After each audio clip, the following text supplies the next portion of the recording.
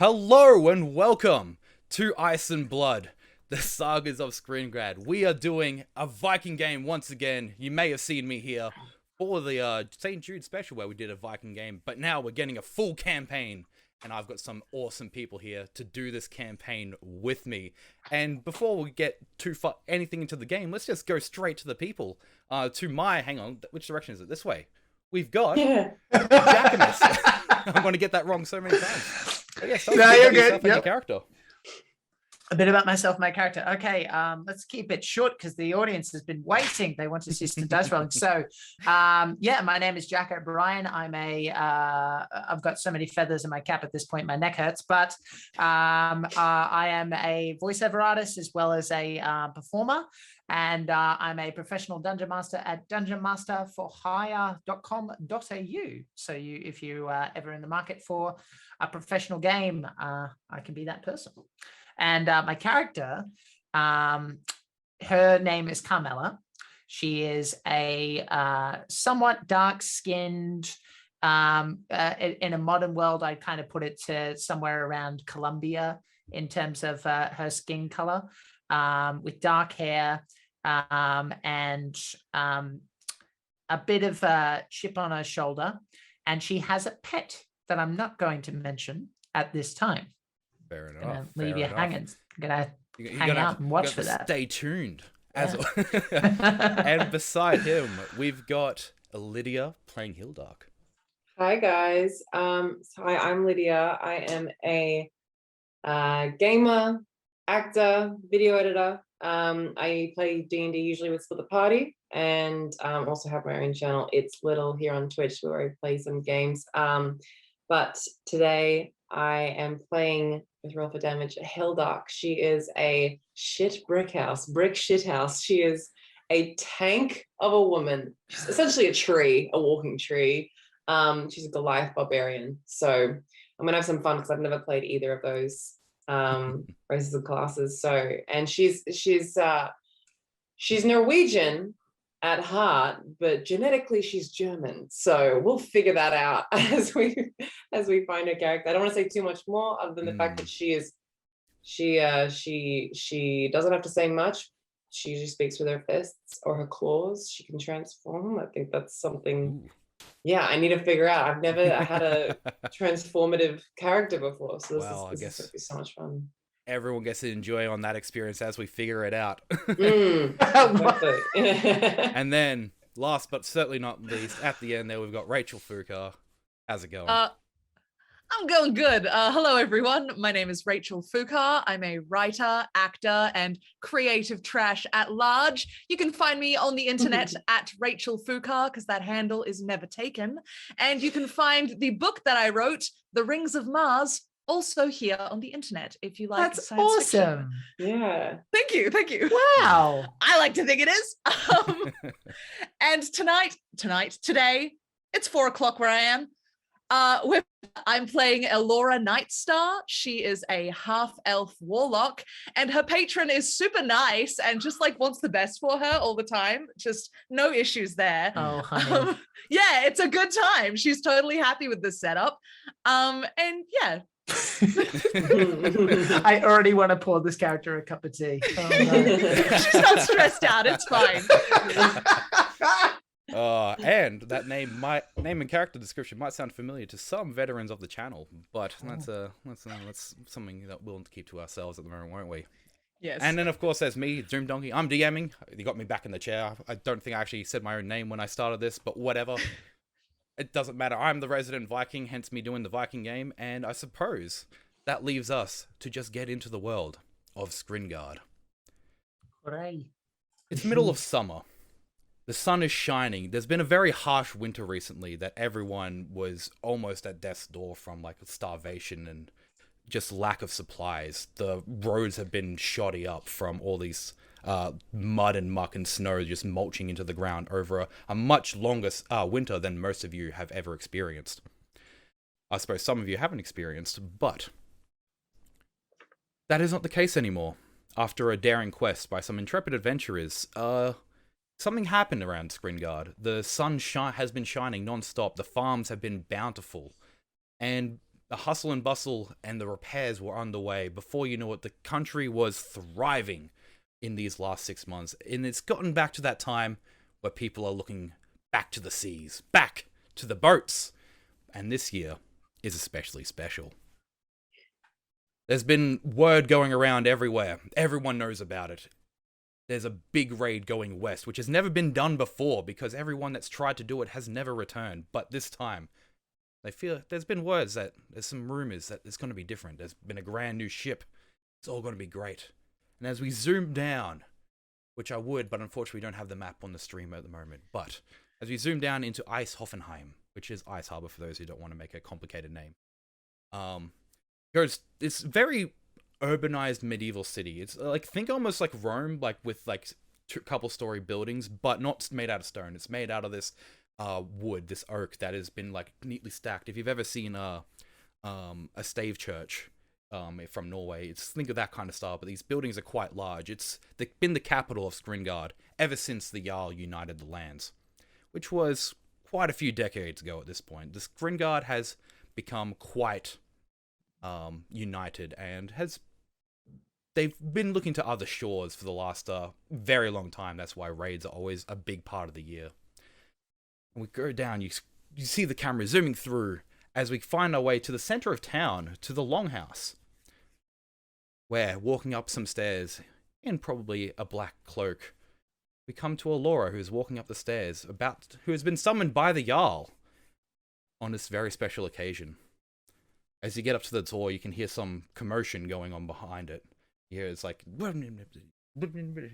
can't do a muffled voice, sorry, but it's like you basically hear like it's clearly yelling, like that. And do you do anything, or are you just gonna?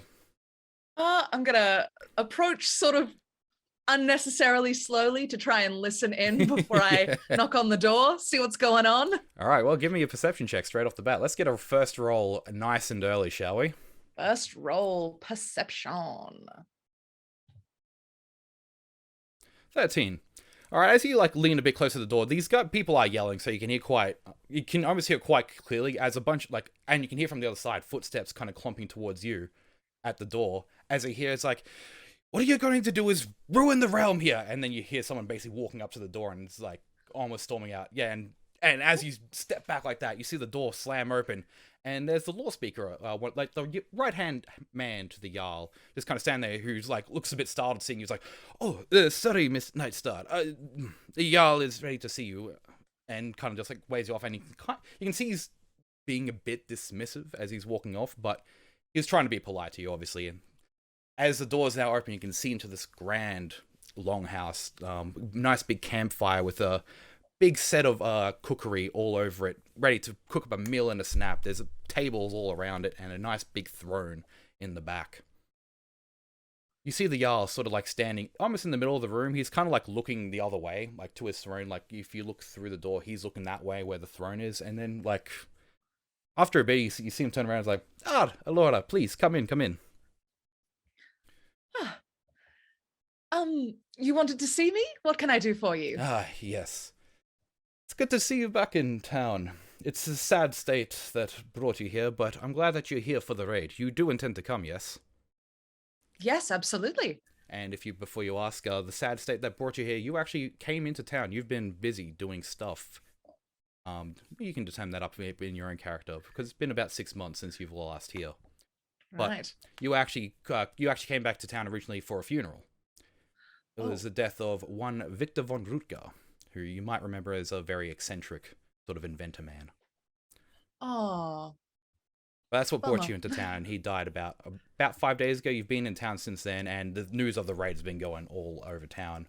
And I'd hope that you'd be interested, but... Well, I'm always up for a raid. I like a bit of adventure, so I'm happy to get out of this grim state, to be honest, and go do something a bit more exciting. Well, that's it. Exciting. It's going to be the adventure of a lifetime, and don't listen to the dissenters. This is going to work. We're going to do it. Victor has invented something amazing before it's time for this. This boat is beyond measure. And now that, and he starts like walking like towards the door and starts like kind of pushing you with like directing you out to the town. He's like, it's going to be the adventure of a lifetime. and we've got the gods with us. So, we know we're going to succeed. And as you kind of start going down the stairs, like, did my law speaker bump into you on his way out? Yes, he seemed a little flustered. Is everything all right?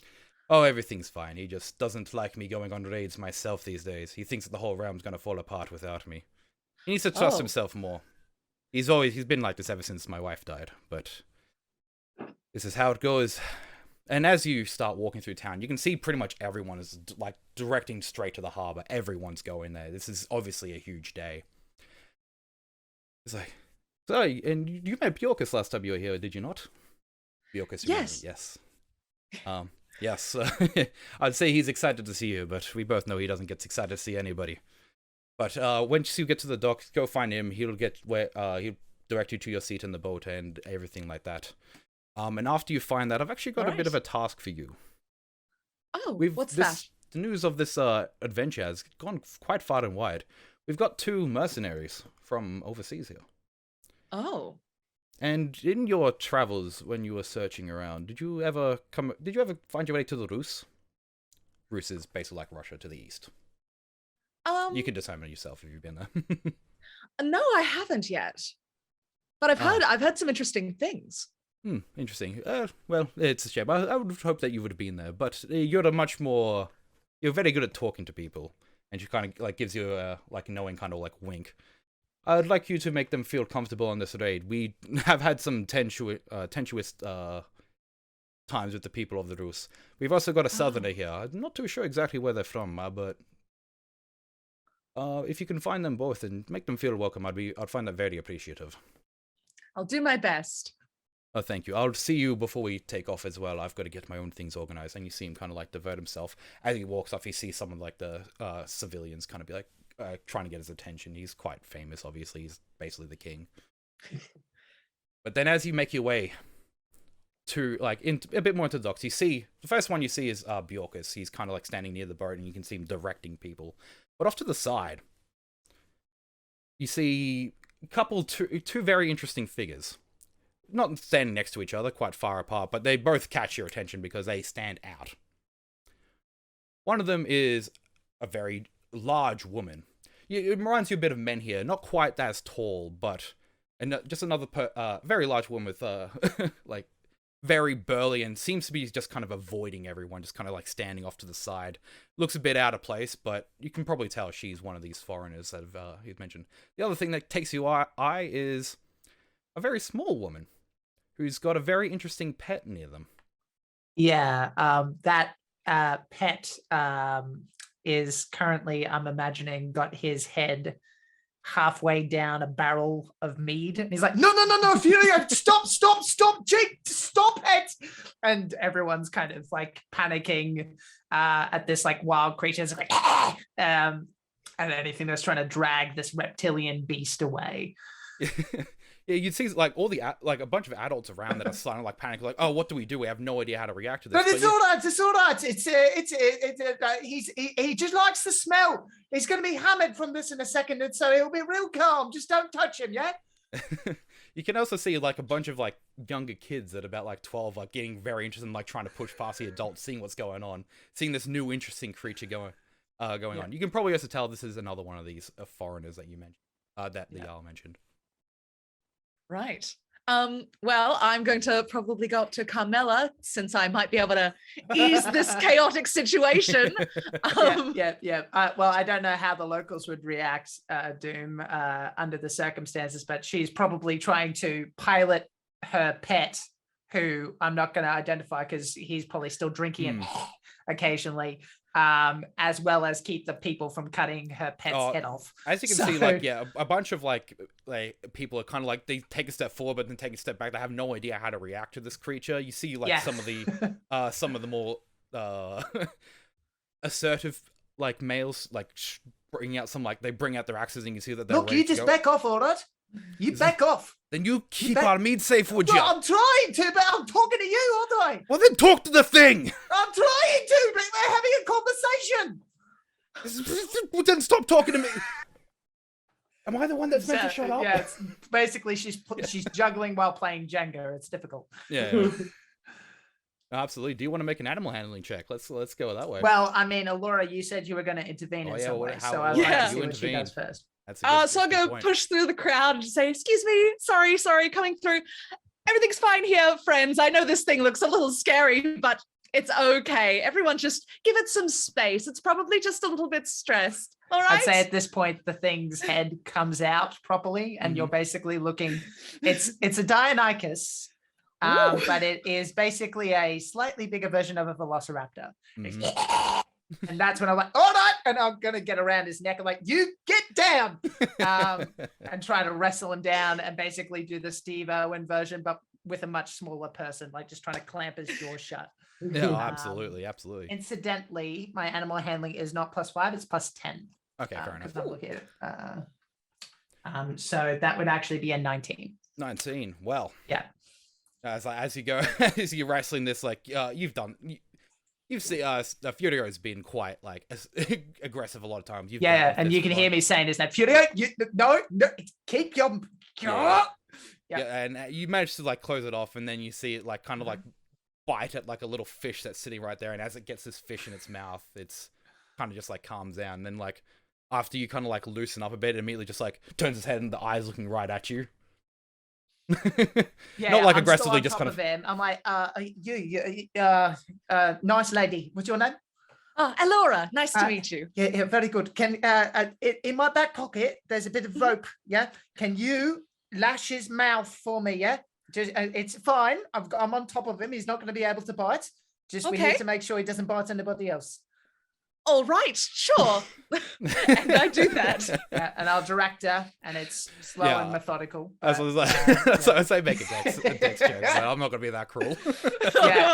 Because they're like half the size of bananas. Those teeth, so they're pretty large. But yeah, so once it muzzled up, it's like, all right, hey, no, and Furious is like, oh well, I don't know actually. Did you want to?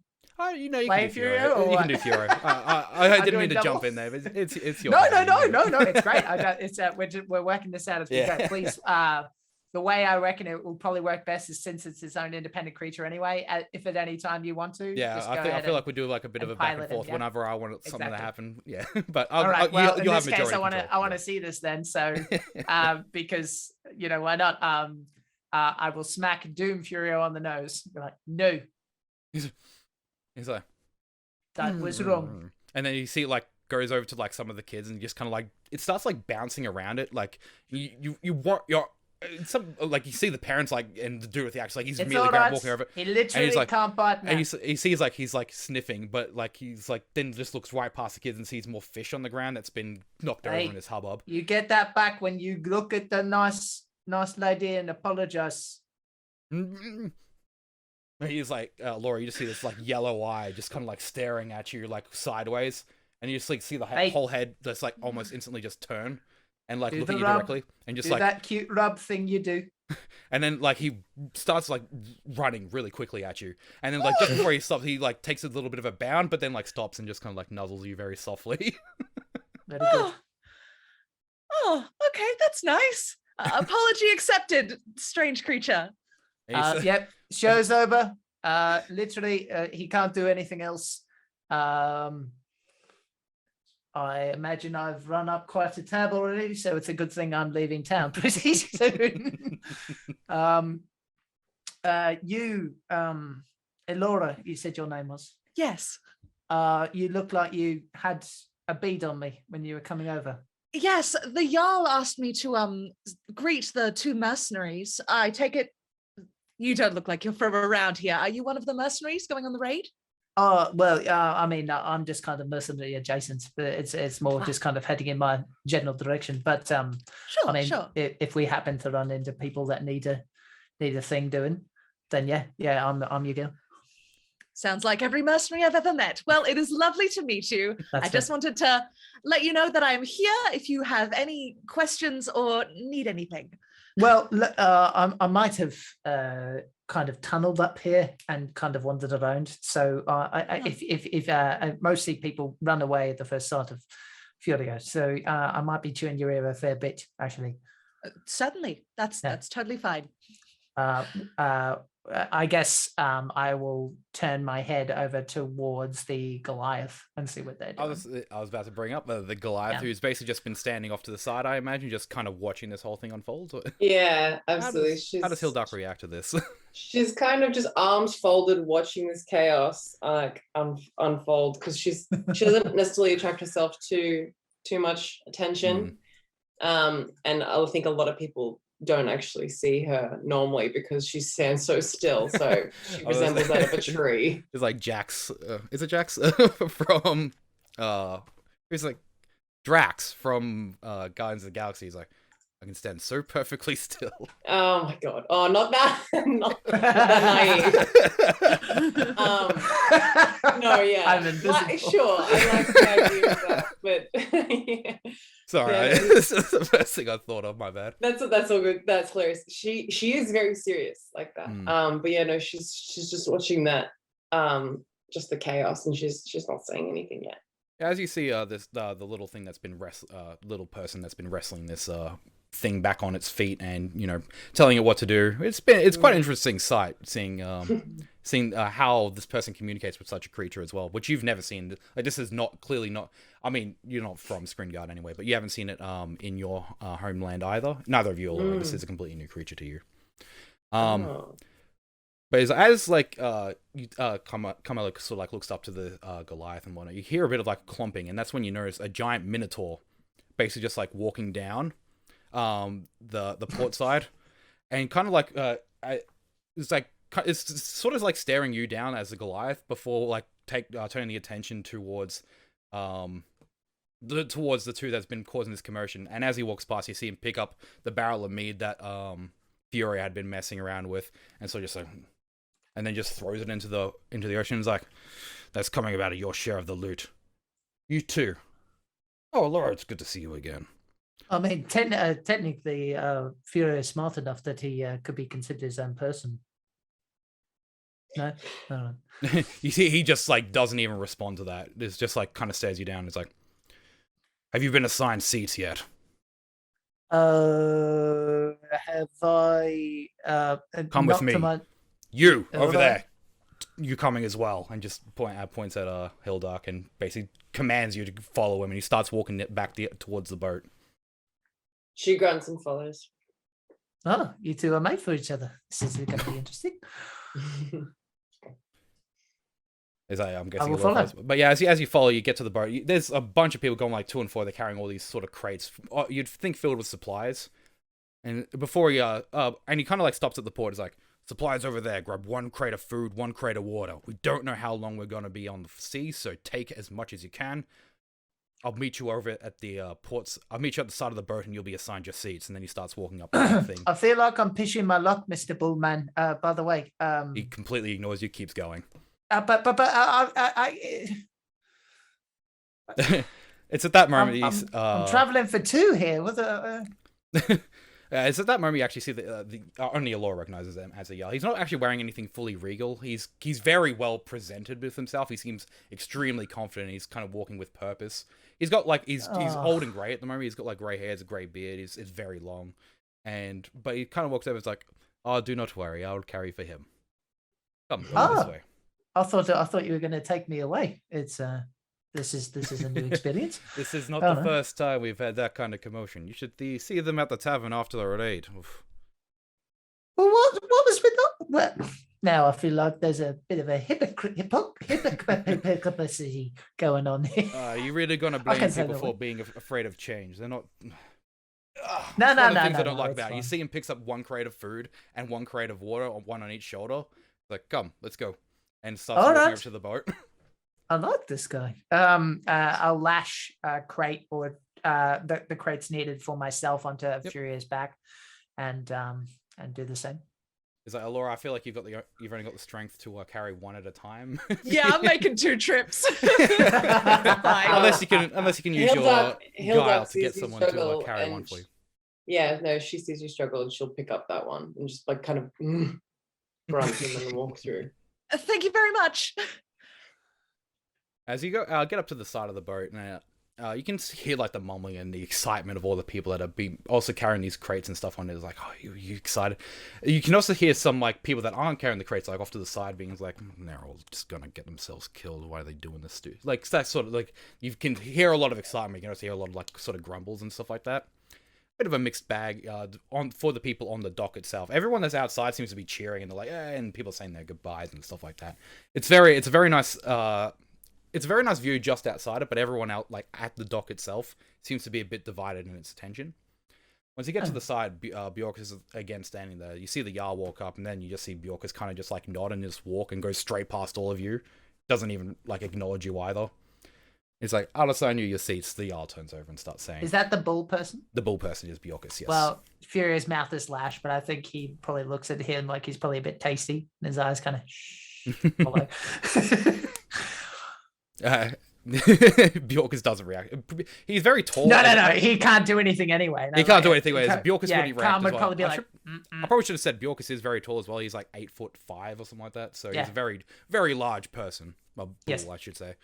Mm-hmm. But when you get into the boat, you can see it's a very large longship as well. Like normally a longship is just kind of like a couple benches on its side and just enough to basically hold your own little personal belongings. This seems almost like you've got like a whole area to sleep. You've got like you could almost set up a tent in your like little area between each of different things.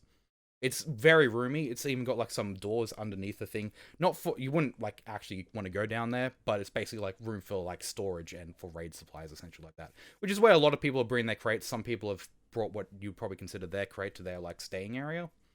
But it's a very large ship that you wouldn't normally see. Well, Laura wouldn't have normally seen. I suppose none of you would have. You would have taken boats in on here like transport ships, and it seems almost akin to that size. But clearly, it's only meant to sit like 20-ish people. Wow. How many people are coming with us? 20-ish people. Literally 20. Okay. I mean, I'd say 20. Yeah, I mean, I've already said it. That's the number now. Yeah. I can't change it. But yeah, It's so not a essentially there's popular the, role. With it. yeah, essentially there's 20 like slots, 10 on each side. It's split up in halves, and he sort of like directs you back to like not the very back three, but like you kind of like in the middle back section, if that makes sense, like 3/4 down. Mhm. And he's sort of like, Laura, you can sit over there, and then you're gonna have as he like puts down his stuff to where you're gonna stay. Carmela, he's like, you're all right with sharing a spot. We've kind of got everybody their own area, and I don't think he would get along with any of the other people coming along. Sorry, who do you want me to Oh, do? Furio. Do you mind if Furio? Oh, you want me to stays sit with with you? my? Yeah, no, that's fine. Oh, fantastic, yeah. fantastic. All right. Yeah. And it's It's actually you just got him excited because of the honey. Look, and I'll just unlash his mouth a little bit, and he'll just go. you see, the his Jarl big actually teeth. goes up to him and sort of just like starts patting his nose, and almost to your like surprise, Mm. Furio doesn't even seem to react. It's like you'd almost think that he's done this before, and just like, it's a very beautiful animal. Where did you get it? Slave pits, mate. Down deep down below. Long time ago. Where from the south are you from exactly? About as far south as you can go, if you forgive the proper the real world metaness of it. I'm actually down under. Yeah, somewhere near the technically. Mauritanias. You haven't even heard of that place. Is that a word for It's underdog? very far south, I think. No, but down below, mate. Oh, Boom. underground. Yeah. Well, I mean, not by choice, but Yeah, yes. Well, that's... I'm looking for some folks, and I got away, and well, Furio was a big part of that. So well, we'll see if you find anyone on this adventure to the west. It's going to be glorious. No one's ever done it before, but we're going to be the first. The gods Well, are with that's- us. that's why I'm here. You start like some of the other people's like, the gods are with us. Go with like, and you see people like on the boat itself are like start getting excited. It's like because now they see the Jarls with them. Like Yeah. the motivations is suddenly skyrocketed in there, and you see I think like the Furio Jarl- give like a dino call with him, like in as part of the noise. Actually, as that happens, this worked very well. You hear a splash behind you, and you hear a giant splash behind you, and then a quick thump. If you've got a quick reaction time, you turn around, you see this lizard man just came out of the water, land right behind you, and sort of like is peering almost. You almost recognize like how Furio looks at people, like looking straight at Furio. Like, oh, that's an interesting one. You're a small thing. What's your name? Well, I'm Camilla. That's Furio. And how's it going, Furio? And he's sort of. Furio doesn't seem to react very well to this one. He's like, he was very nice to the other, but suddenly he's like, it's almost like hackles up. Hey, calm down. I've never seen one such as this. What? To be honest, I don't know where they came from. Where I was. His blood, raised, is it cold? For lack of a better word, it was that his blood, is it cold? He's just interrupting you. Yeah, he's a reptile. What cold bloods? Was he born in heat? Born in the volcano? I don't know. That's what I'm saying. They had a bunch of different beasts that had to. You fight, see, he's almost like ignoring it. Every time he asks a question, he just completely goes back to Fury. And you see him like move his hand over and like does a click and like. Well, then you ask him, man. I mean, he actually starts speaking in a language you don't understand. He's like, you can decide if Fury wants to react to that. Well, he's a beast. I don't. If he's speaking, I'm assuming that's draconic. Correct. I don't believe in the stat block. He speaks any language. Yeah. Okay. So he has no idea what he says. But how does he react to this lizard kind of like pushing up in his Probably face? like a threat, to be honest. Like I imagine that he's somewhat like a cat. Like he doesn't mind as long as people take it slow with him, but if they get up in his face too quick, he's going to immediately assume. Yeah, how does he react to that? Does he sort of like prowl up, or does he like go for a bite? How does he react to this? Probably the tell sign would be his lips kind of parting and becoming like full on teeth. Yeah. As he does that, and just like teeth goes like you can see this lizard man is copying exactly and start showing his teeth because he can bite as well, but it's nowhere near as big as Furio's. Let's be real, but like you can see he's kind of doing the same thing, almost like he's trying to like communicate with it. But you know how to communicate with Fury. You know this isn't going to work. If anything, it's just going to antagonize him more. Mate, you're upsetting my pet. You're upsetting my buddy. Pet. But you're smaller. Don't ask me. We saw each other in a cage and we bonded. Interesting. And he's like, I want to say slithered, like he's very graceful in his movements, which is kind of weird. But he's like kind of like slithers, and then just kind of like you see him like kind of crawl over the side of the boat and goes underneath it, like crawling off it. Maybe I'll teach him some. Maybe draconic commands that could work. And like she kind of puts it away. Like maybe there's something there. Yeah, and after that weird interaction, you three are basically just left on the boat by yourself, and no one's told you what to do at the moment. So you're just kind of standing there. Does it look like we're about to take off? You can see a lot of people saying their goodbyes. It'd be within your guess that you're going to leave probably within 5 to 15 minutes. Okay. Like people, like everyone's crates are there. Everyone's off, like, you know, hugging their wives and husbands, depending on, you know, who's going and stuff like that. But it seems like a farewell is kind of happening. The Jarl's saying a lot of goodbyes to people, like shaking their hands, like and doing like you can see he's doing some posturing and whatnot. You can also see Bjork as he's just standing above the crowd, just completely dead face, just kind of just staring over everything. Adventurers within hearing of me? I'd say yes. I mean, it's not. It's a large boat, but it's not like shouting down a bus kind of thing. Yeah, basically. Okay, all right. Was that lizard person? Were they like a Sneeple person? It's actually a lizard folk. Oh, it is lizard. Okay. Yeah, it is straight up lizard. Yeah. Cool. What about you guys? You got anyone you want to say goodbye to? I said goodbye to family back home. I have no one here. Are you for sale? Could I purchase you as pet? I'm gonna give you the benefit of the doubt that you're not just trying to piss me off with that question. Okay, is your creature for sale as pet? Okay, now you're annoying me. I have never seen types like you, and I would like to acquire such a pet like yourself or your creature. I'm just standing so fucking close to you, by the way. Like, I'm looking down at you. Close to me. Right. Yeah. I'm gonna barge right in and say, hello, large lady. I don't think we've been introduced. I'm Alora. Lovely to meet you. I'm aware you're a little new in this community, and here we have sort of a maximum intelligence threshold for anything to be considered a pet, and these two seem to exceed that. Cultural misunderstanding happens all the time, right? Right? Everyone's. I've stopped talking. I'm just kind of watching her. Yeah. Nice to And the meet you. I teeth am thing so has bad. happened again from Furia.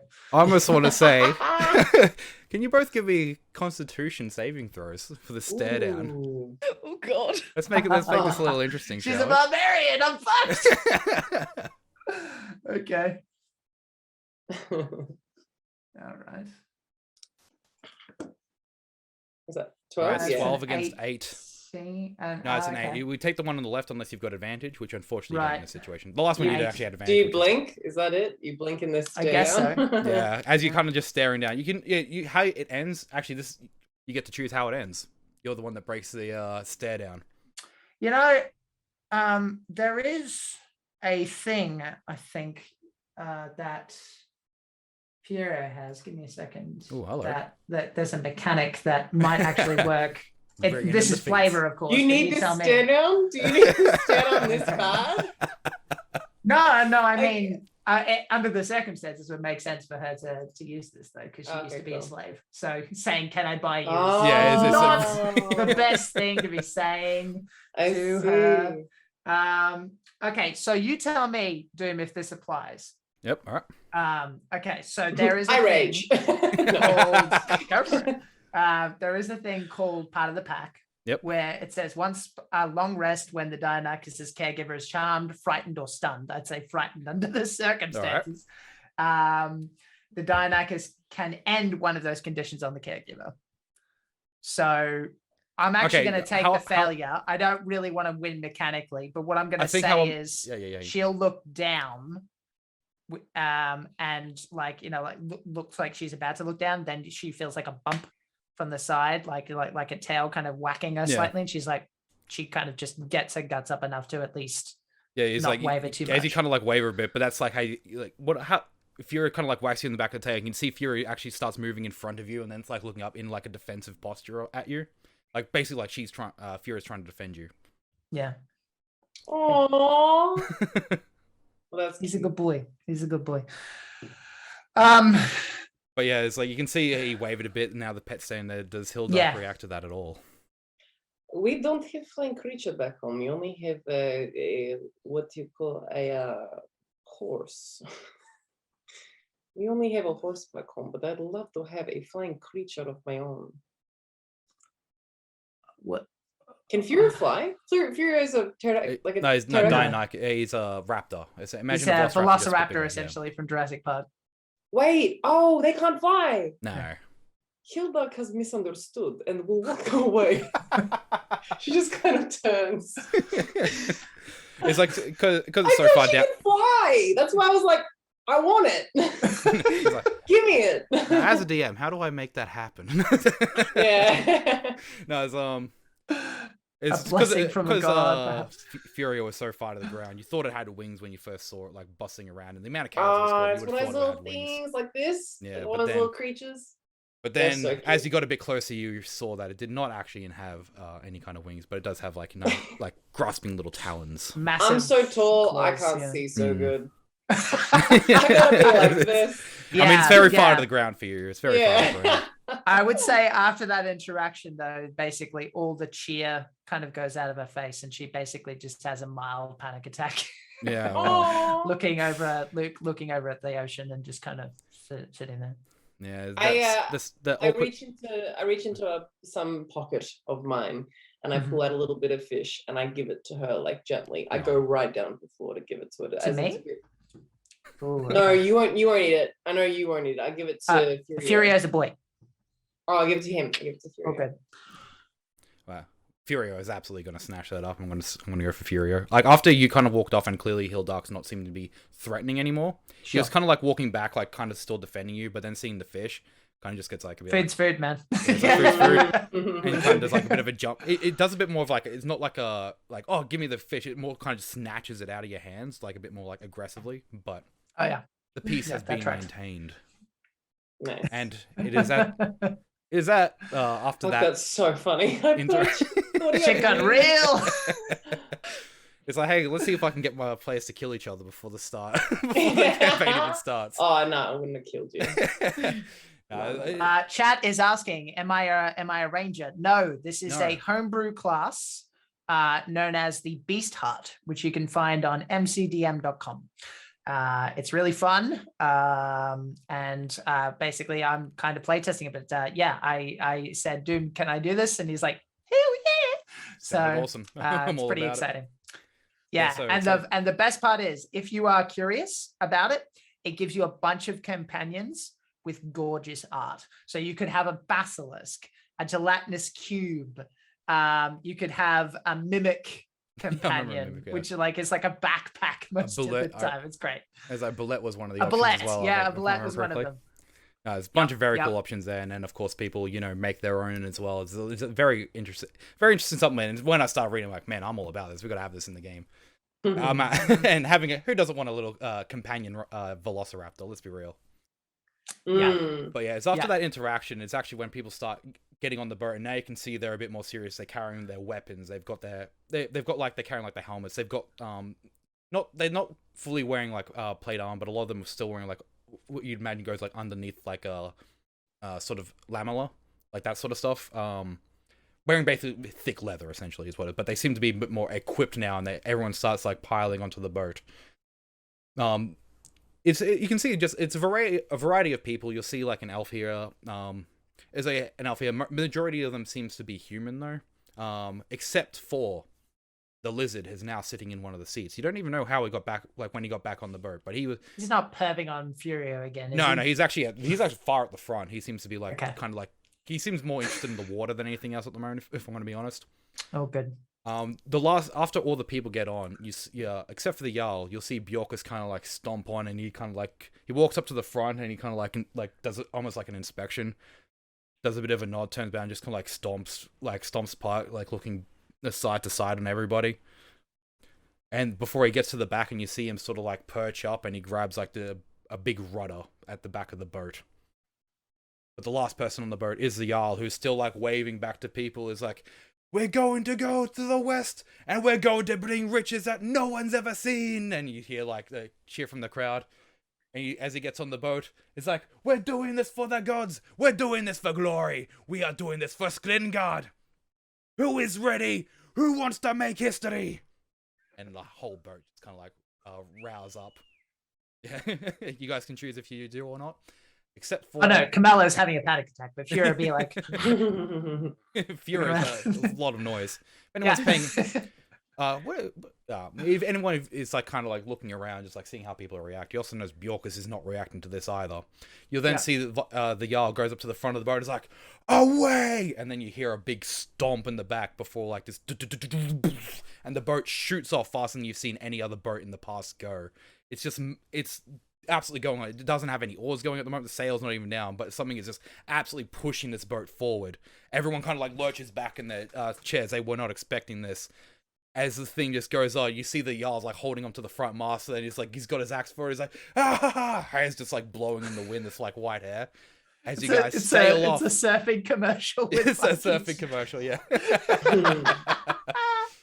As you guys shoot off into the distance, if you look back, you'll see the past. You'll see the this is time. You'll see the coastline slowly disappear as you go into the vast emptiness that is the ocean.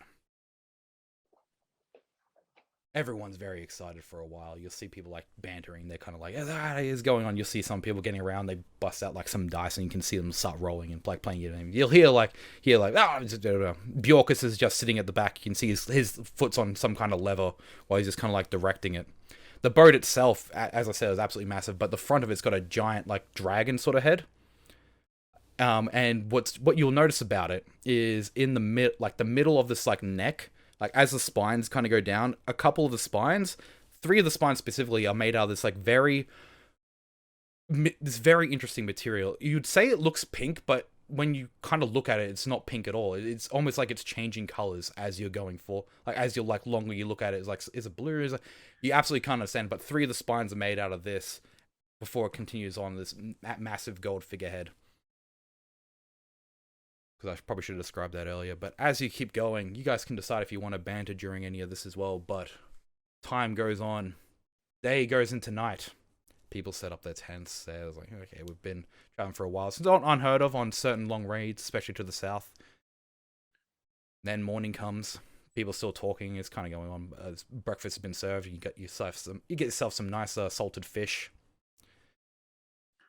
People still seem to be pretty excited about it. Then it goes back to night. Goes back to the morning.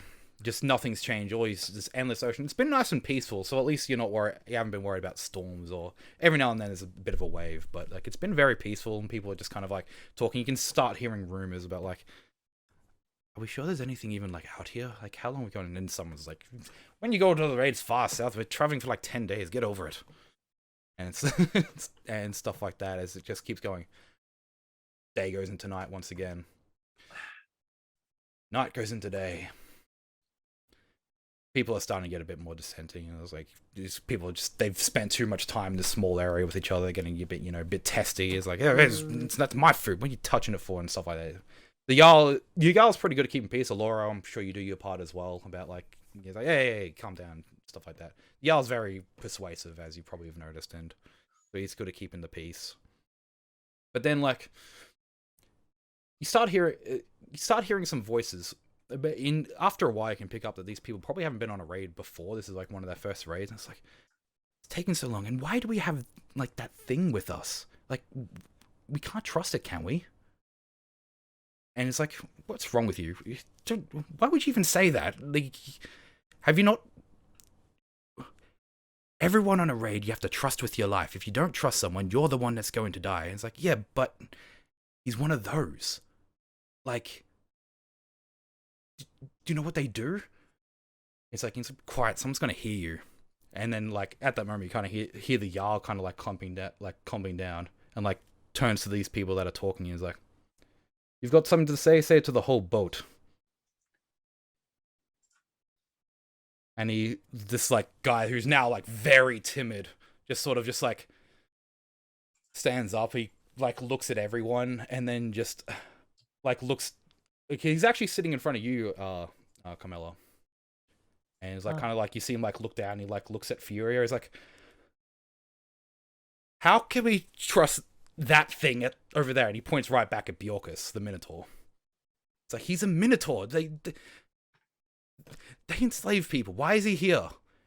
He's like, sit down, the Jarl just says, and just like puts a hand on his shoulder and you can see him like force him down. Bjorkus has been on many raids before even you were born. He is a Minotaur, yes, and they are not to be trusted usually. But Bjorkus is not one of them, and I will never hear that again. Is that understood? And you see, just like kind of like nodding. It's like, Bjorkus will save your life before this is over. And he's sort of like, and then the Jarl stands up and walks back to the boat. This time instead of like, because most of the time he's been standing up and like holding the side of the thing and just like looking forward, but now you can like see him. He sits down at the front of the boat and just like is staring back, like eyeing everyone off. Everyone is like, like everyone just kind of like, no one's like heard the Jarl get that serious in a very long time, clearly, and it's like it's an awkward silence for a while, which is not great on an enclosed space like this. And then day goes back into night. But during the nighttime, you hear, depending whether or not you're asleep, it's not too late. I'd say about 9 p.m. You can hear some like some people talking. Is like, it's like, no, trust me, Bjorkus is really good. He's the Jarl trusts him for a very good reason. 15 years ago, this was shortly after Bjorkus joined the tribe. No one knew why the Jarl was taking him along, but he seemed alright. He wasn't fighting anyone. But they went on a raid. Him, the Jarl's son, and Bjorkus. So there's about a few of other of us. I was there. It was a great raid. The raid went well. This is out to the Rus. It was absolutely fantastic. Got much plunder. Until we started heading home. We got ambushed by the Minotaur pirates. The Jarl's son, he wanted to make a name for himself. He had to live up to the king after all. He jumped onto the Minotaur boat. No one... The Jarl tried to get to him, but he was facing off fighting two Minotaurs. No one saw the Jarl's son's axe go into the water.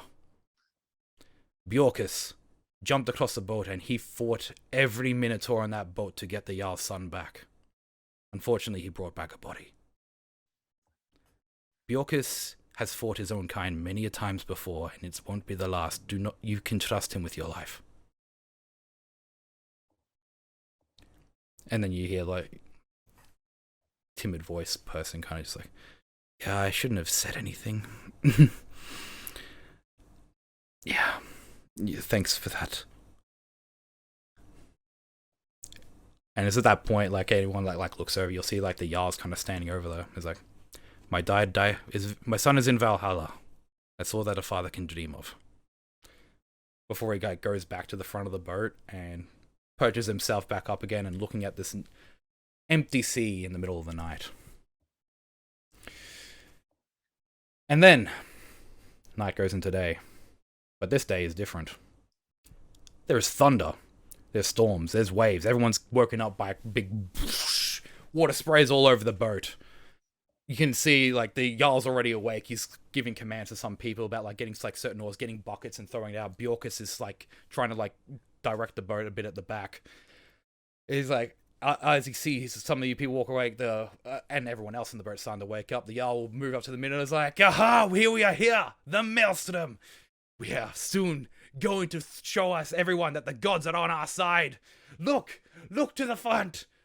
And as you guys sort of get the sleep out of your eyes, you wake up and you look, and you'll see this giant, almost shadow wall, just from the sea level up to the sky as far as you can see.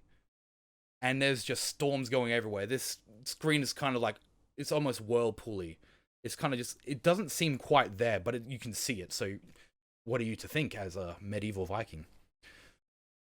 But yeah, the storms are raging. You can see like a bunch of like dipping out, your boat splashing around. It's managing to stay on track for the most part, probably thanks to Bjorkus' piloting. And everyone's getting these buckets out of the way. It's like, here we go. We're going to do this. Come on, lads. I went a bit Irish there. Sorry, and like he starts like throwing out commands to you guys as well. It's like Hildock, you need that oar. Stop dig it in there whenever we drift that way. It's like, Alora, get over there, grab a bucket. Carmela, you grab a bucket too. We need someone at the back there. Make sure that Bjorkus has that foot on that lever. And he starts getting you described, and then you start hearing some like thumping and going on before he starts like, the travels we do always give us a good story. We fight and we pillage to give our gods glory. Our longboats sail us to battle in lands far, and when we finally fall, we go to Valhalla. And as he is saying that, you guys are coming up to this black screen. And then something very interesting happens. You see the spines on this thing that were different color. They shine up, and all of you see a very different thing happen. Alora, someone you haven't seen in almost 6 months, suddenly just appears out of it, is like, and does a bit of a bow, and then you see a dagger appear in his hand and stab the shield as giant cracks go up it. Hildark, what you see is a giant axe comes out of this and chops it instead, as you see these like giant sort of like white, almost bluish arms come out of it, and like a head appears as it smashes into the screen, causing these cracks. Carmela, you see a scythe come up as well. You see a scythe come up and sort of does a nice slash as these cracks go. You see it almost shatter like glass is what you're seeing as the boat punches through it. The boat comes over to a halt but then like you can hear the thing kind of like chugging in the background. It's like, as it goes through, you see it start sealing back up before you get fully through. But the boat gets through as you hear a loud, like almost yell in the back of Hilduck. You'll especially see it as Bjorkus kind of like collapses almost in pain. Sorry. But it's you only heard that, but everyone else is just cheering. It's like, the gods are with us as you've broken through this, and all the storms are gone. It's a nice peaceful it's like clear, and you just see everyone's like cheering, like, ah, we beat the maelstrom, the gods are with us, as it has picked up the spirits that have drowned out the last few days at sea. I always thought that was a figure of speech, but I guess they really were on our side. It's you see the Jarl sort of jumps back, and he's kind of like, not high-fiving, but it's like kind of like, ah, he's like, oh, Elora, you knew the gods were always with us, and he gives you like a knowing smile, which you actually do find a bit weird. Because yeah, he's like, and it's like, as he goes up to like to the two mercenaries, even though they're not actually technically mercenaries, like, he's like, now that is why we have their gods on our side. Welcome to the greatest adventure you've ever been on. As he sort of like, as he goes up, you see him kind of go up to Bjorkus, who's pulled himself together and he's back up on the thing, but you can see like the Jarl kind of like, his face kind of drops a bit, and then pulls his hand away and just kind of like nods to Bjorkus before walking back to the front of the boat. But the boat is now going, you're back at full speed, the storm is gone, everyone's happy. The tension seems to have completely dropped, and everyone's playing dice again. They're like telling stories. Like, some people are continuing to do these chants and like songs as you go forward, which thanks for letting me indulge in that one as well, by the way. That was great. But then day turns back into night, and then night turns back into day. Huh? But there's something on the horizon. People can see the start of a cliffside over the ocean. You can see like commotion going. It's like, we're here. We did it. We did it. It's like, oh, of course. Why would you never believe? We had the gods at our side. And and then, Laura, you hear a very familiar voice. It's like, finally. I thought you would never finally get here, but now is when the fun begins. And as you go to look to your left, where you heard this from, you see a shadow kind of disappear. Hello? What fun? What's happening? What is this place? Guess who doesn't get any answers? Well, I had to try. You got, since you near her, you will hear Laura suddenly burst out like, what answers? It's like, what is this place? And stuff like that. But you wouldn't have seen any kind of figure or anything like that. Do you see something? Oh, no. I just like to think out loud sometimes. Helps me process my thoughts. What answers are you looking for? I'm just very curious about where we are. No one's ever been here before. It's like lean back. It's like, that is right, no one's ever been here before, but we will be the first. Onwards! And as you get closer to this landmass, it's actually coming up pretty quickly. You can almost see like a fortress, not a fortress, but some kind of structure on the side of this cliffside. And with those of you with keen eyes, I don't know who's got the best perception, but this is going to be passively. You guys will see it eventually anyway. You see like a small like little dockyard with like a path kind of that looks like it's going up through the mountains. That's going to lead you to where this site is. But everyone's kind of like, you see everyone's like grabbing their axes and putting like their helmets on. People donning their armor. People are getting ready for something. But yes, as you get closer and closer, you can see everyone's faces are kind of like lit up. You can see them kind of like, they get when you get kind of like thumping is like, yes, here we are. And then as after a bit, you hear the this roaring that's kind of been numb to your mind after so many times kind of end, and you hear the Jarl go, "Oars out!"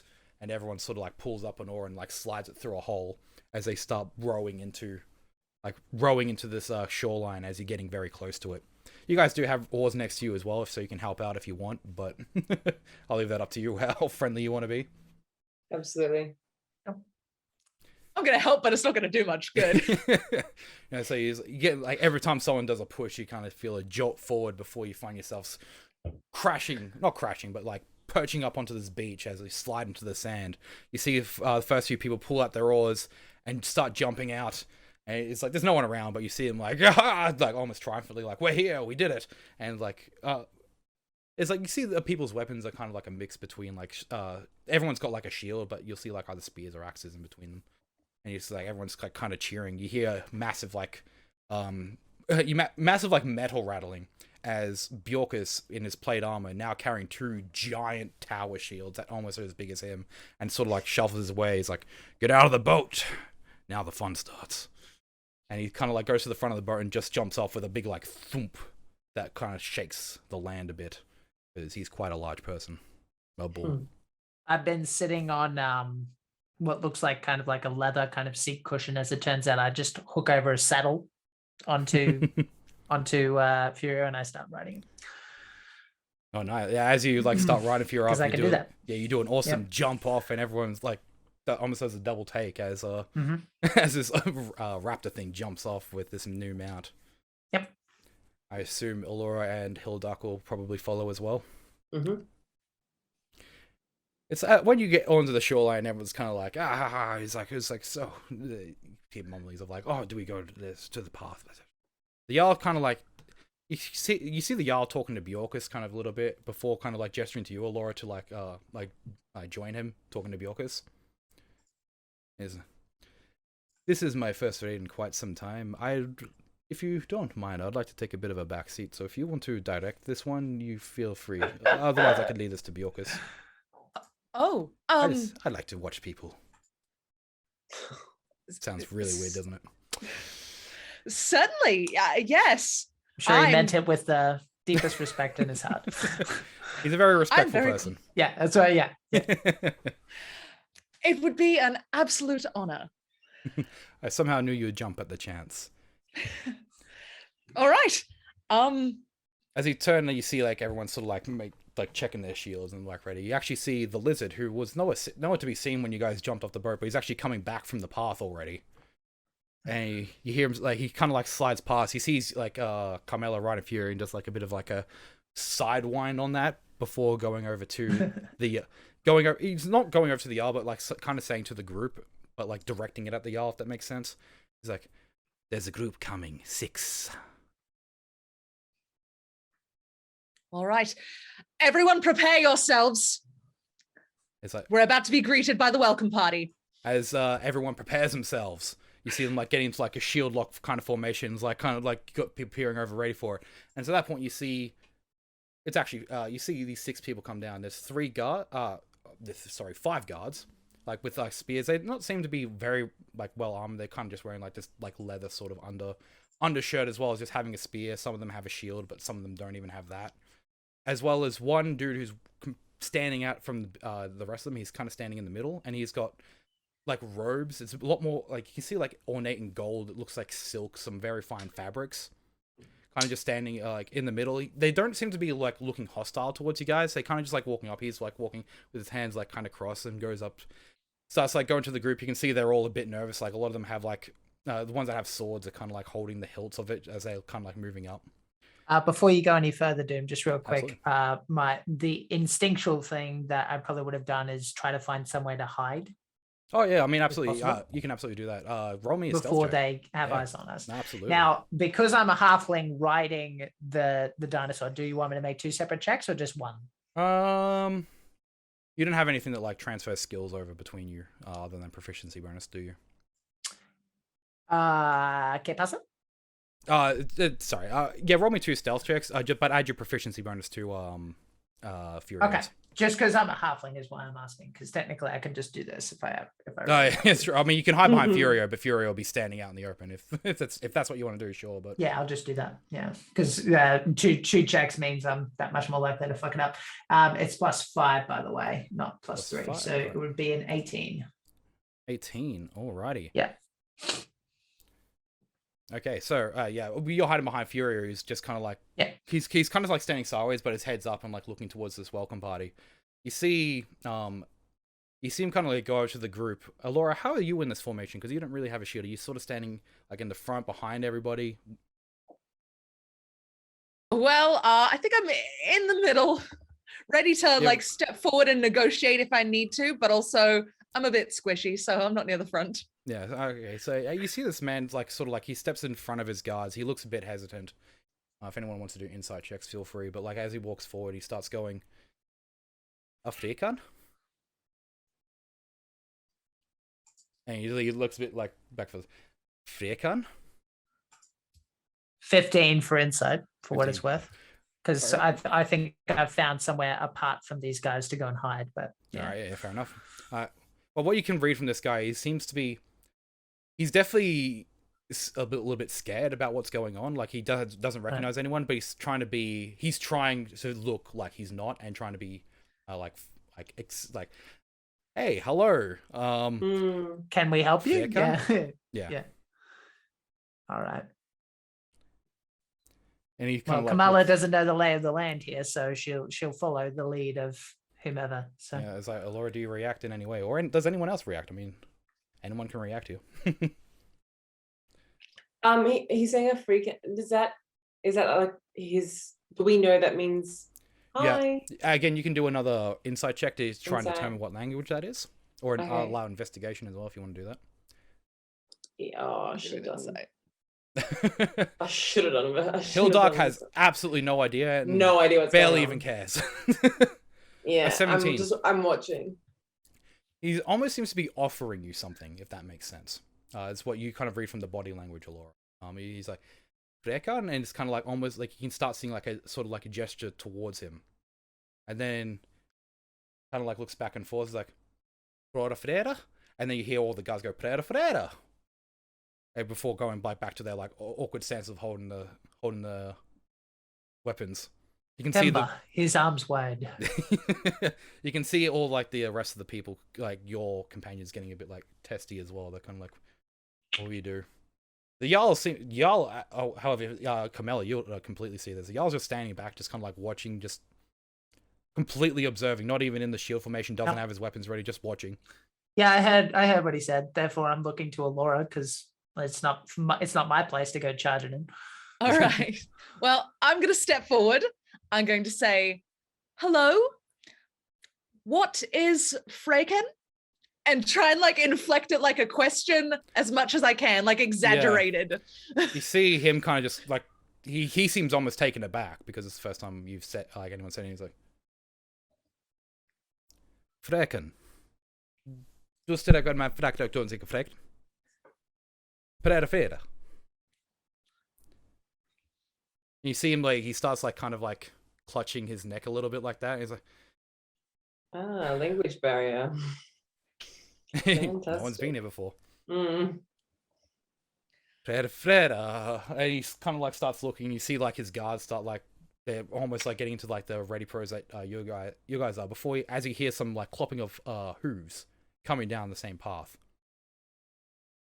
And that's when you see this robed figure burst out in this very pristine sort of like red robe, kind of draped over like him and this horse. And he's like, as he comes, like he was clearly going there fast, but as he comes around the corner, like you can see he's like taking his like a bit more of a poison, sort of like slowly, like trying to like look very important. He's like not even just like, this is like passive insight. Like he's definitely trying to look important, but he's also got like a almost half skull that's seems to be made out of some kind of metal, covering his eyes, and it's like stops there. You can see like the teeth of like a skull bone sort of thing there, but he's got this red robe draping everything else. You can see his mouth, however, though, and he sort of like is going a bit closer, just kind of, and you hear like Preda Freda as he walks closer, and then suddenly you see the horse kind of take it back, and you see him, Rex is like, and he points directly at Hildark. He's like, Durleftaktik, and you see everyone goes like Durleftaktik, and they like get their weapons out. You see the priest like jump back and starts like running, and the horse starts taking off. Guess what? Roll initiative. Hey, at least they open fire so we don't feel bad. Right? What's it? Yeah, exactly. What did I just trigger? All right, actually, I need to make a total first. Don't I? Oh no, what have I done? Oh, hey, sorry, it's been a while since I've used roll for damage. Roll 20 as well. Roll for damage. Roll for damage. Hype. All right. That's a good question. How do you roll initiative? When you Just are in your hit character for sheet, hang on, initiative. I need to make a turn order first. If I was Okay. smart, I would have set this up beforehand. Actually, I'm going to take that brief opportunity to go to the bathroom while we make that up. So Yeah, go for it. just let me know what happens. That was a great roll. Great I didn't put the turn timer up. I think chat can see the roll for one of the initiatives, but unfortunately it's not valid. Okay, so now what you want to do is if you click on your token, also, but for chat, by the way, unfortunately we don't have the campaign battle map. This is the combat is going to be done for Theater of the Mind. We are still, since we are using Roll20, I'll mention the tokens that they need to click on to roll stuff, but everything will be done in Theater of the Mind, so don't worry, you're not missing out on anything. And you'll see all the rolls because you get to see my perspective, which has all the secret rolls. All right, but once you to roll initiative, what you need to do is click on your token, which should be on the map there, Lydia, and then when you're on your character sheet, if you look at that, there'll be a specific thing. I think it's on the second page. Character sheet, and then in the middle, there'll be armor next to your arm class, and in between your speed will be initiative. You just click on that, and you get your initiative going. I got 16 for it. 16. Hang on, I'll just add you to the turn time. That works. Do we roll it again? No. You just have, when you if it's gonna automatically add you to the turn time, you need to select your token first. But what'd you roll? Sorry, hang on, I can have a look. I've got too many things open. Jack, did you just pee? That was so fast.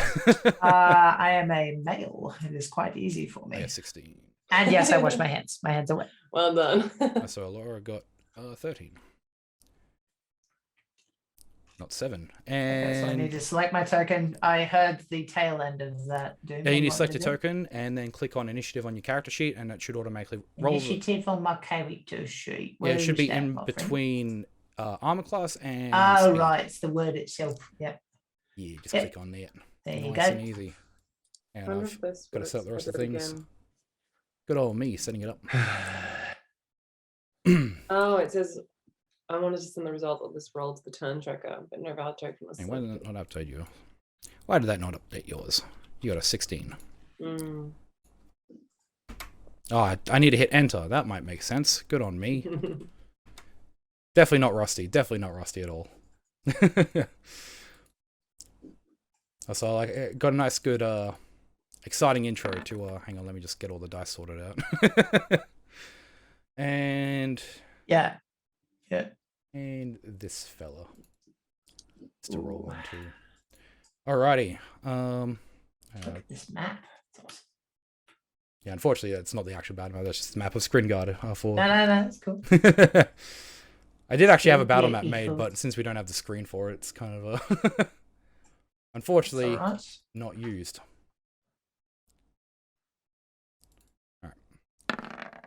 Alrighty, so who goes first?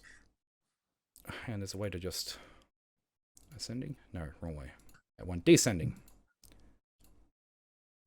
Is there any way we can talk to these people? I don't think any of us speak their language, so.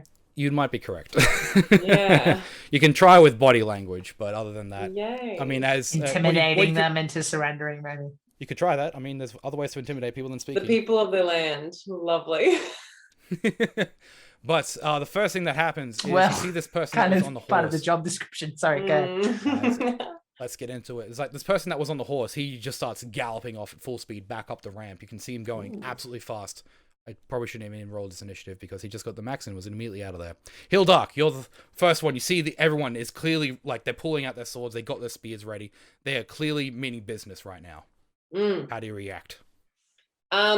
She is taken aback by the fact that they've pointed at her and now feeling threatened. So she's just going to slightly reveal her hand axes in both hands and say, do we have a problem here? To whoever's closest. As you say that, you just hear it's like, Der Freaker! And yeah, you have no idea. They're freaking out.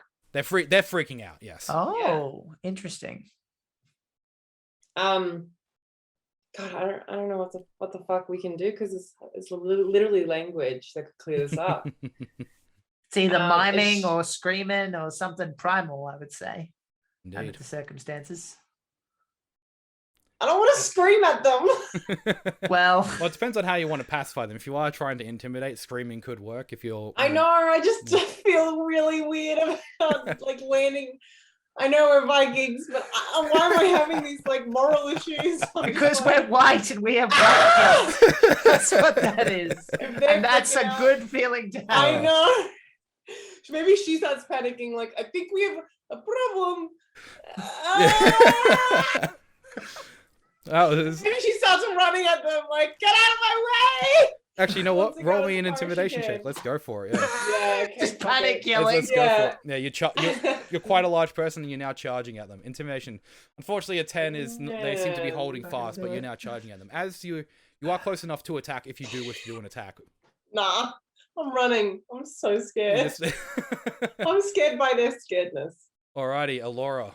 It is now your turn. You see they've got this thing that you just see Hilduck start yelling. You're not entirely sure what's going on there. Just, do we have a problem here? And then just running. All right. Question first. Do we outnumber them? Is there more of Yes. us? Okay, Yeah. They've got good. about That's 5, good. you've That's got good. about 20, so you're very vastly outnumbered. I'm going to hope that my persuasion skills will overcome the language barrier, and I'm going to say, we didn't come here to fight, but if we do, we will win. You want that to be? I'll take either persuasion or intimidation. That was a good bit in both there. I'll take it. I'm going to go persuasion. Persuasion. Oh, God. Unfortunately, that is a 9 because this is at Oh. disadvantage because they do not understand what you are saying. You can Oh, damn all you it. still hear is like "Derefika," and that's all they're saying at this, and you can see Yeah. the other priest is like there is terror in their eyes, like they've seen a ghost. Okay. And unfortunately, that is your action. You do have a bonus action if you wish to do something, but No, that's all I or if can you want to think to close this do. one, all right. You see now it's their turn, and you see you see them start pushing for they all start kind of very unorganized, except for the priest. The other priest is kind of just standing back while all the 5 guards kind of push forward, and they go up to the shield line and try and start stabbing into it. You can see them basically hitting it. One of them goes up to you, Alora, because you're in front of everybody, so he is going to make an attack on you with his spear. Now Ow. tell me, what is your AC? My AC is 11. The terror in his eyes, he's taking a stab, but he's almost not looking at you while he does it, and completely misses. He's going off to your side. You kind of shuffle off a bit, but he was complete. And luckily for you, he was the only one that went up to you. The other 2 seem to be going to these 2 other flanks and Good. start jabbing or slashing at these shields, and they don't seem to be breaking through. It's completely irrelevant. But the reaction from your warriors, you see a couple swords come out from the shield and stab one of the guards. He seems to be injured and starts limping away a bit. Another one gets stabbed. Another one manages to quickly sees what happens and blocks it with his spear, and starts taking a step back. They now definitely realize they are in way over their heads. They're vastly outnumbered, but they were trying to do their duty. But they didn't break anything, and you can see one of them's already injured, and another one's one of them's panicking. Sees he's trembling with his spear in his hand, and you can see the other priests start running, but he's on foot, kind of thing. Right. Carmela, it is your turn. Okay. Well, before I do anything, there's a detail that I want to confirm with my character sheet because there might be a skill that I'm better at in the sheet I gave you. So I'm just trying to remember where I bloody saved that. So just one moment. That's fine. That would be character sheets, right? Yeah. Okay, well, actually, while you go into that, I'll quickly do what Bjork is. The Jarl is just kind of he's just standing there. He seems to be he's actually moving a bit. He's kind of just watching, but he doesn't get his weapons out. He's not reacting to the fight. He's just kind of observing. Bjorkus, on the other hand, you see he's basically pushed forward into the middle where Alora was, and Alora, you just see 2 massive shields crash down in front of you, blocking this guy that stabbed at you with a spear, basically blocking him from you and kind of pushing you, and he starts pulling you back with him to get back into the shield line. Okay, seeing that this is basically chaos and she was prepared to do what she had to do, but no one seems to want to do that, she is going to follow the direction this seems to be heading, and she's like, all right, video, just like in theatre, mate, remember? And we're going to come out, and I'm going to use animal handling, and I'm basically going to be, while he's moving, I'm going to stand up on the saddle and look like I'm basically this is just clowning that she's doing. She's walking on the saddle but not moving at all, and Furio's basically just doing a performance. and then we're gonna it's basically a pratfall where and no one gets hurt, but it's hopefully just weird enough. It's weird, everyone and comedic, calms the fuck down. Roll me a performance check, please. Can I make animal handling instead? That's what I was going for. Oh, actually, roll me both. Roll me both. That'd be Okay. that's very relevant. So Nice. that's It's actually actually a 20. Yep. So on the dice, I'm not sure what that was, but is that a 10? That would have rolled the 10 on the die and then got a Yeah, plus so 5, 10 that on the would've been- die would have just been a 10 for performance, Would've been but 20. for Yep, animal absolutely. handling, it's a 20. Absolutely, and then roll me a performance as well. Oh, okay. I'm sorry, you're gonna have to do both on this one.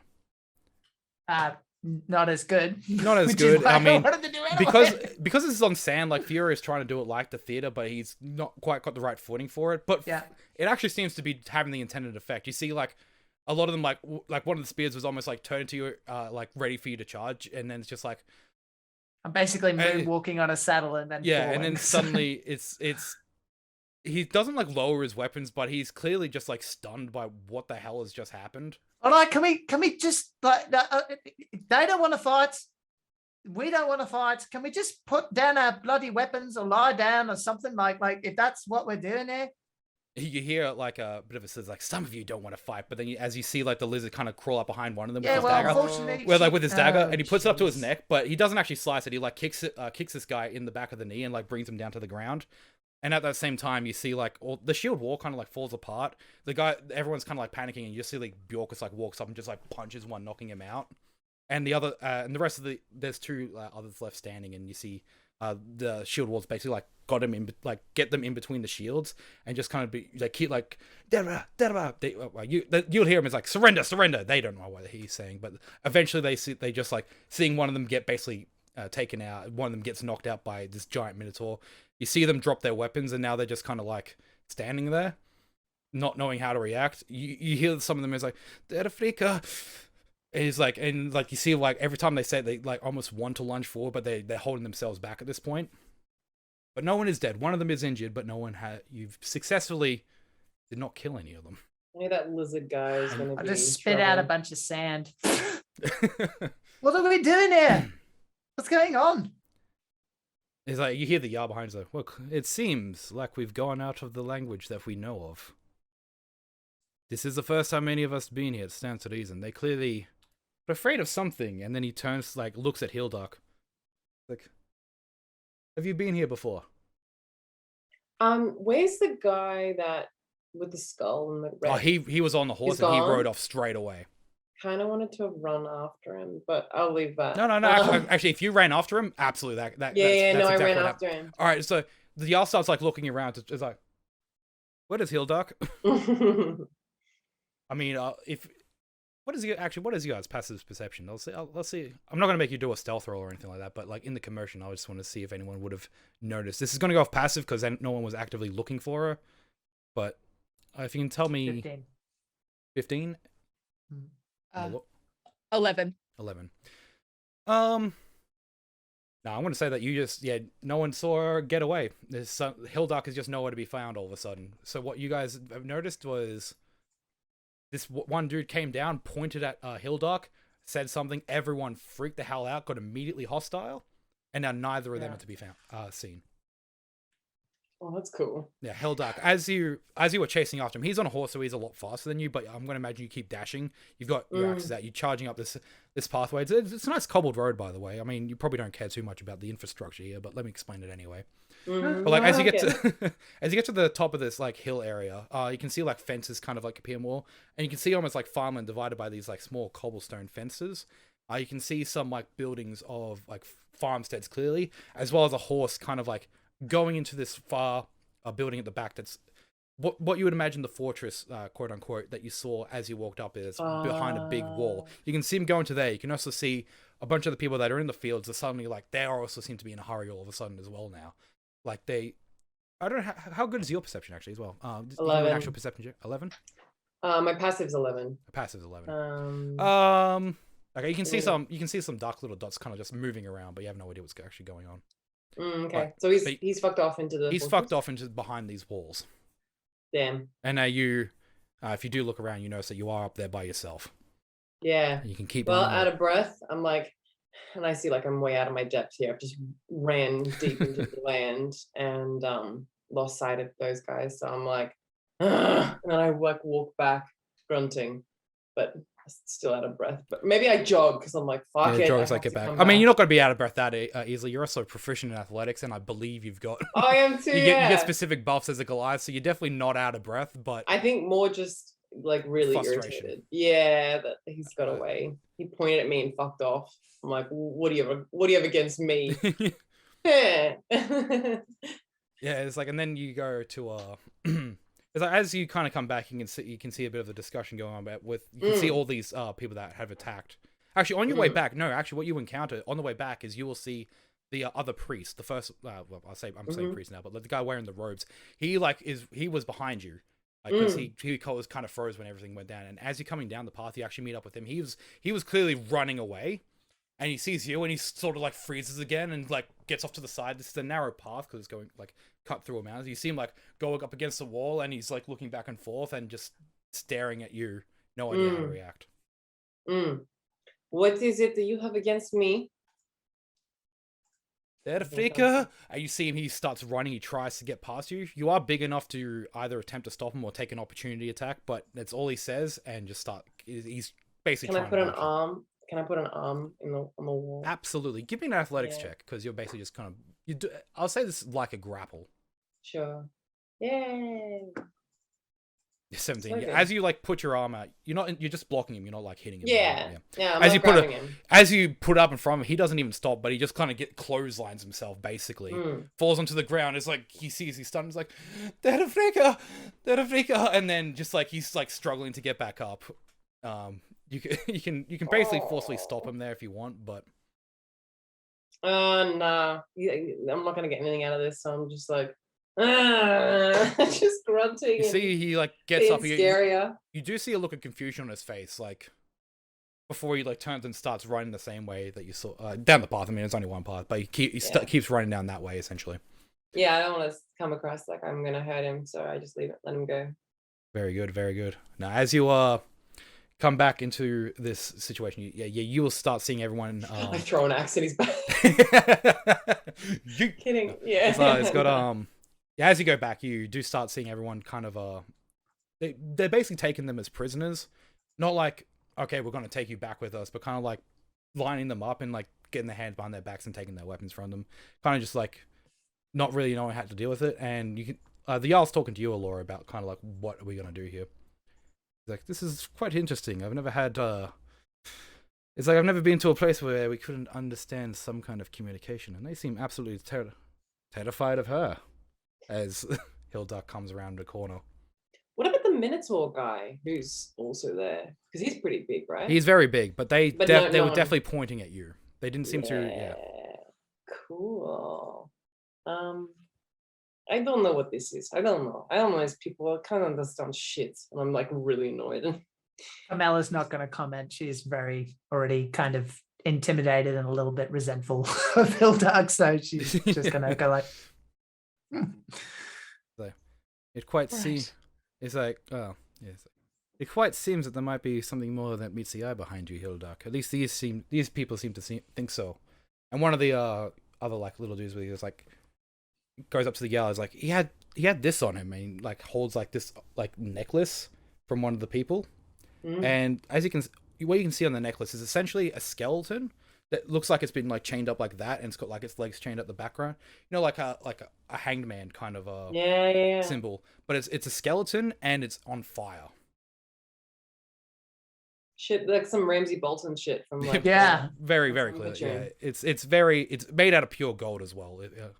It seems quite valuable if you're interested in that kind of thing. I mean, you're Vikings, so someone's definitely interested in it. But like, this is their flag. This is how they represent themselves.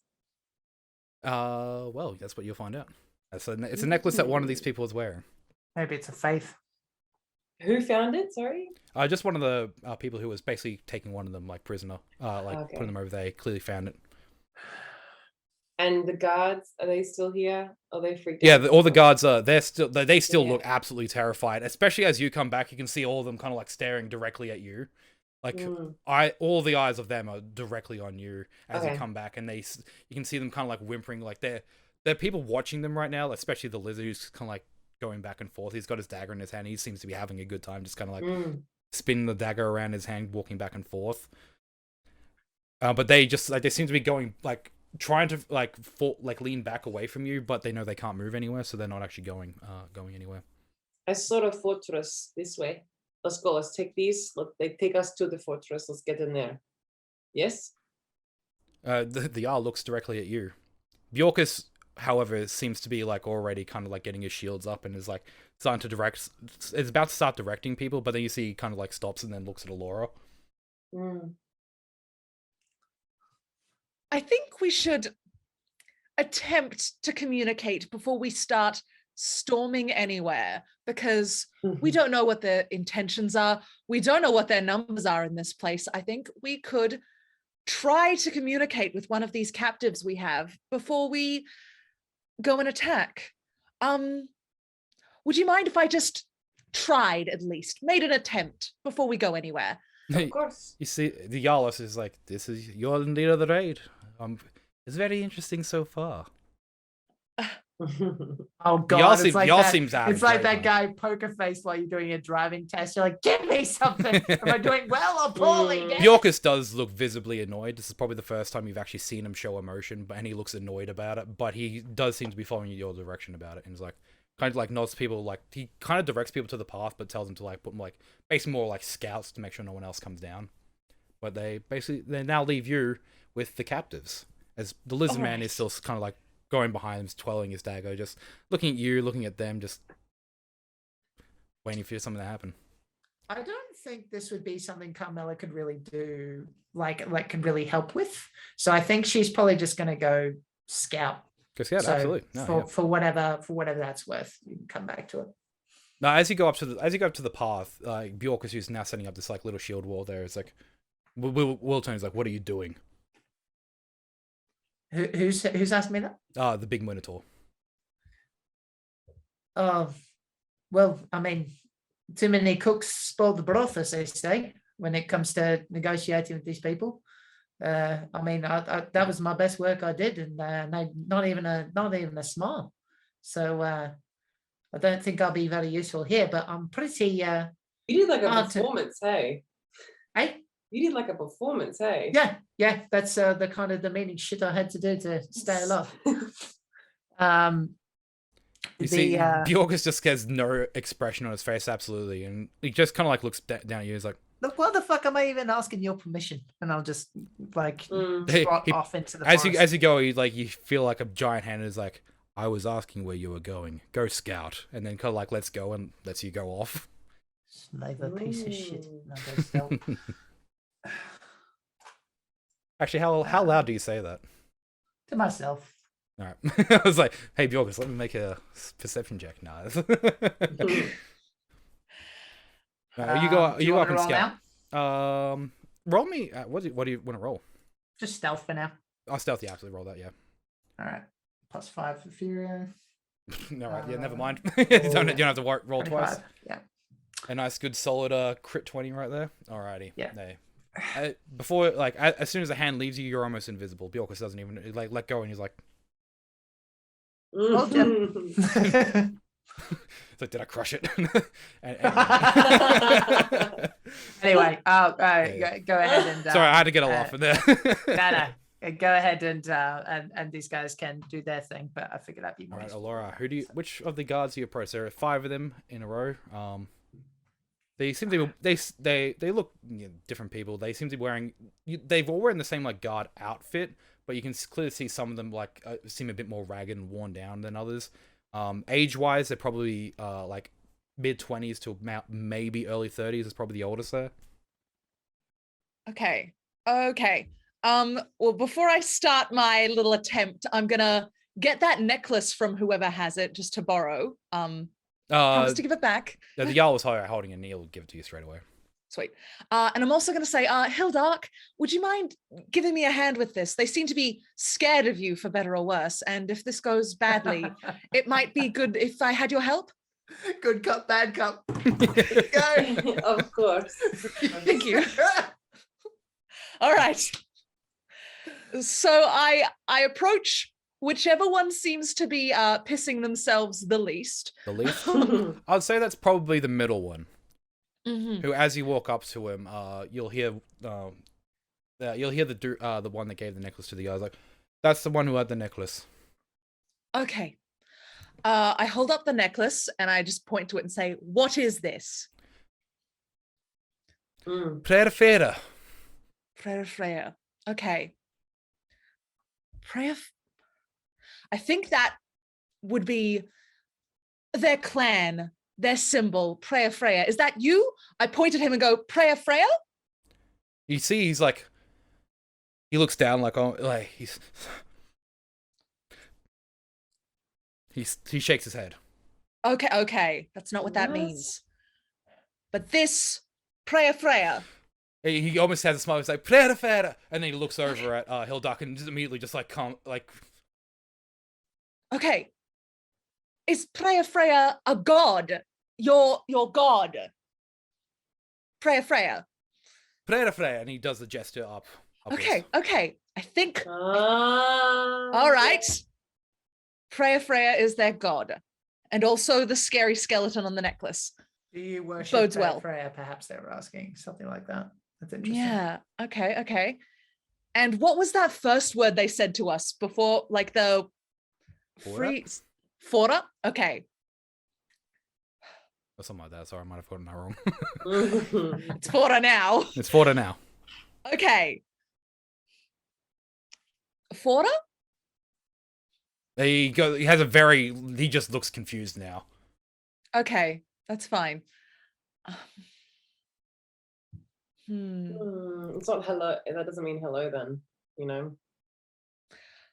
I'm going to try something. Hildark, it may go sour, so be prepared. But I think we can handle this. I'm going to untie this guy. I'm untying him. As you start doing that, you see the lizard man like stands directly behind him, twirling the dagger, and he stops twirling the dagger, and like kind of grips it instead, and like lowers it down to about halfway through his abdomen, basically. The guy he takes his hands like this and just kind of like sitting there looking at you. All right. Once I've got him untied, I'm going to use the spell command and say "Fora" and see what he does. That is very smart.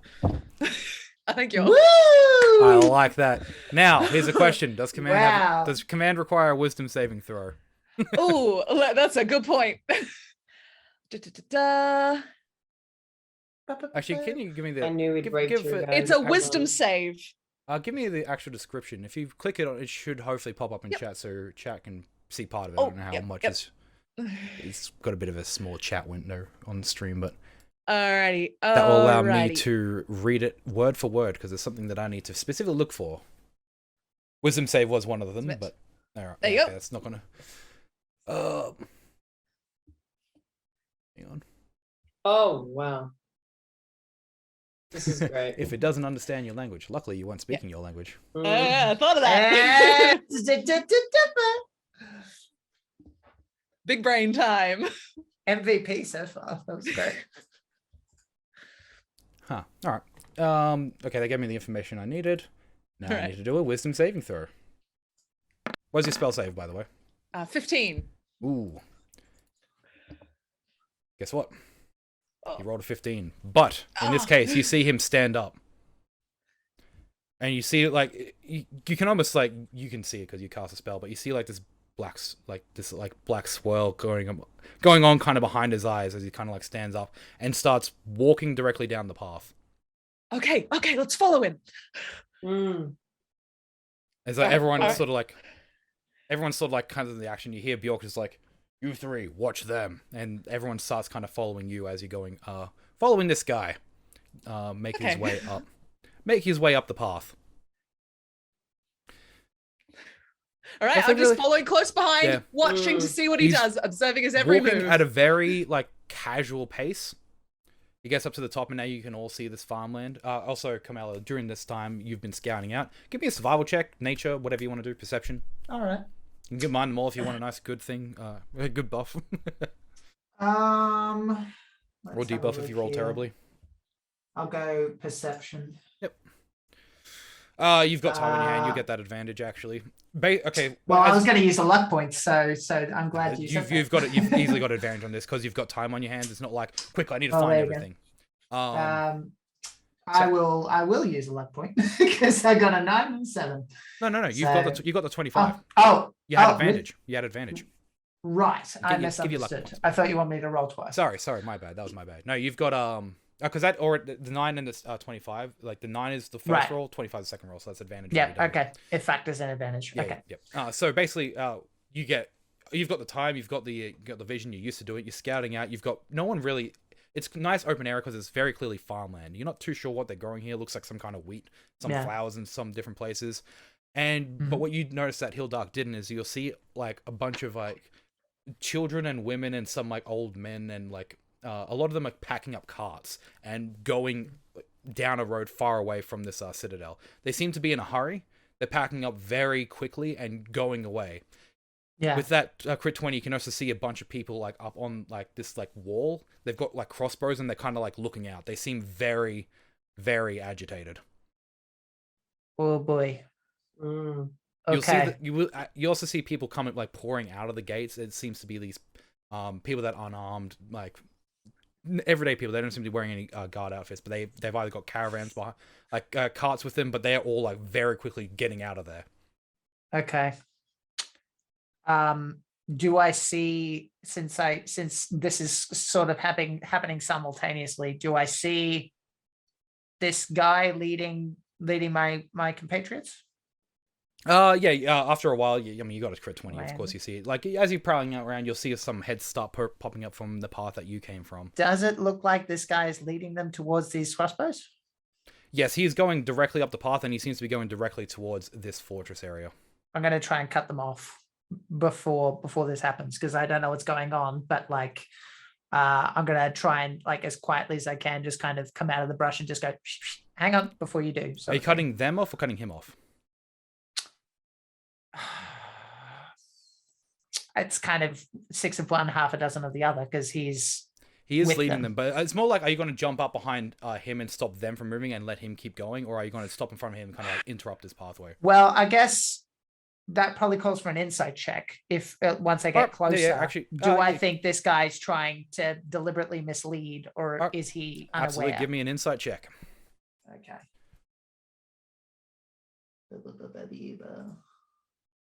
Okay, 20.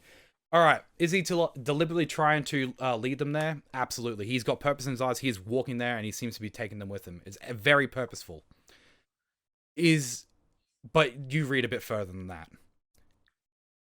He's clearly not, like, he seems like almost happy. He's got a smile on his face. He's walking. He seems to be in a different world. He doesn't look like the kind of person that's leading someone to a trap. Something that, like what you've experienced with like your animals. He almost looks like a mother duck leading ducklings. If that makes sense. Okay, that's cool. Under the circumstances, then I'm still going to cut him off because if he's at the front, then like, it still needs to happen. But instead of like worst comes to worst attacking this guy, I'm basically just going to kind of appear as you kind of like jump in front of him. You'll see him like stop. He'll like very courteously bow to you and then try and get around you. Okay. Under the circumstances, like Furia will try to keep him busy. I'm just like, they've got snipers up ahead. I don't know what you've been doing here. This guy seems like he's on the level, but I'm not sure that they're gonna know what he knows. So just be ready for that, yeah? Okay. Thank you. You can Meanwhile, Furia is just kind of basically being like, you can actually hear him just like, he's almost like he's trying to make conversation with Furia. Aww. Furia is just like cute. He's basically a trained seal, so he'll act like he's like understanding. Yeah. All right. How do we want to proceed? How do you react to that information? First I'm gonna like cancel out the spell so that he's not still trying to get around the guy. And as soon as he cancels out the spell, he like sort of jumps back. He looks back, and he's like looks panicked. And he's like, and then you see him look at the fortress, and he's like, you see a smile on his face, and then he looks back at you guys, and he's just like, And then he immediately gets on his knees and back into like the position he was in when he was prisoner, despite not being tied up. Right. Okay. I was thinking he might shout. No, he's gone back to looking absolutely terrified. Okay. So, when I told him to do fora, he didn't attack. He started leading us to this fortress. He was very polite. He tried to make conversation with your scaly friend. I think fora might mean welcome or friendly or something of that nature. That was the first thing they said to us. I don't think these people mean us harm. All right. So we'll just keep doing what we're doing? Yes, I don't think we should attack this fortress. No, I don't think so either. I think it is just strange. They see me as a threat. Yes. Well, if the voyage over taught us anything, people often have a bad encounter with someone of a race and then assume such of the rest. Perhaps they had a bad encounter with a very large person. Well, it's all relative to me, but I understand your point. All right. Here's what I think we should do. I think we should retrieve our prisoners, bring them back as a peace offering, but leave some people in behind the tree line just in case they attack us, because there are those snipers. Well, if we're worried about that, I mean, I could always thin the herd, so to speak, before you or I can be ready to do that. You hear a noise in the side of your ear, Carmela, of just like, I know I lied to you for a reason. As the lizard kind of like starts like appearing, it's like kind of like almost like dancing around Furio again. This lizard reminds me of the lizard from Monsters Inc. That guy. What is Or he reptile. called? Yeah. He's working with you. Yeah, the one that's like, Wazowski.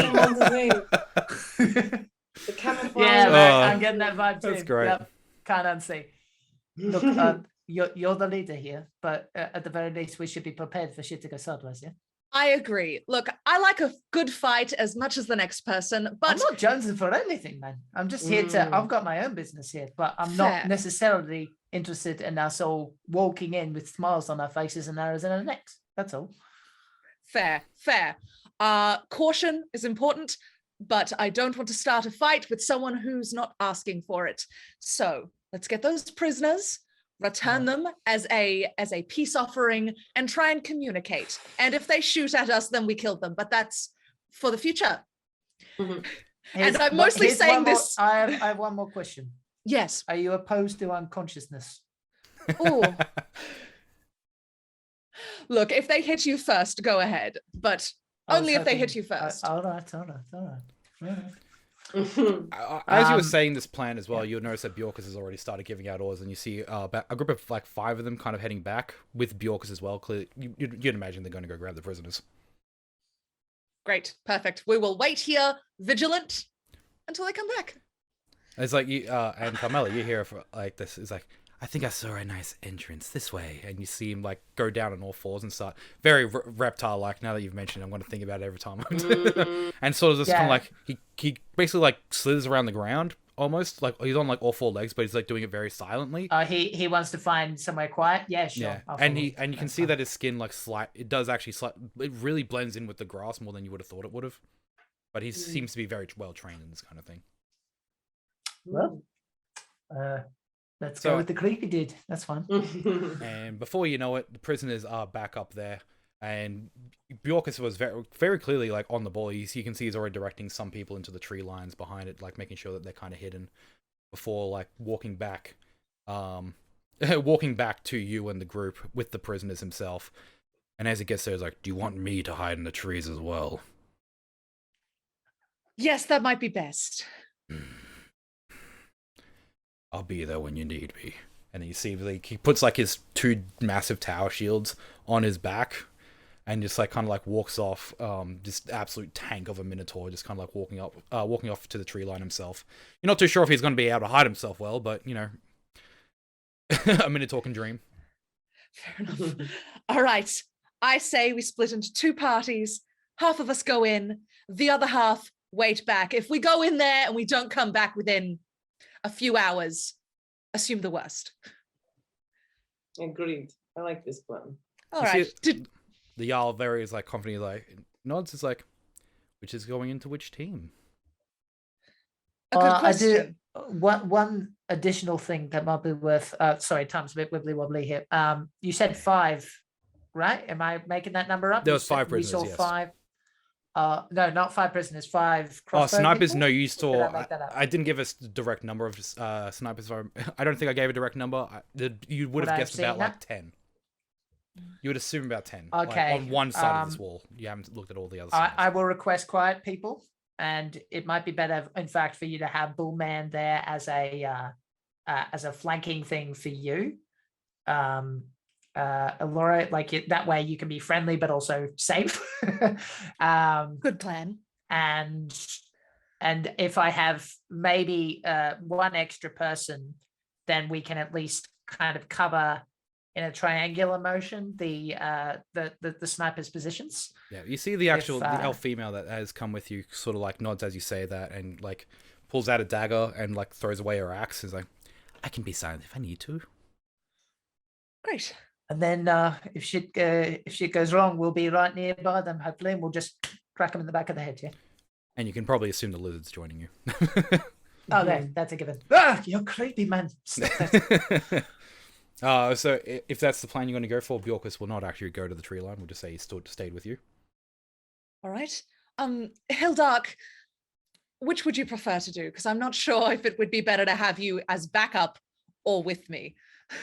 I think I should stay, right? Because they are afraid of me, right? Makes sense. All right. I stay and hide in the shadows. Great. Well, Alrighty. if we're not back in a few hours, come save us. But I'm sure we'll be fine. Alrighty.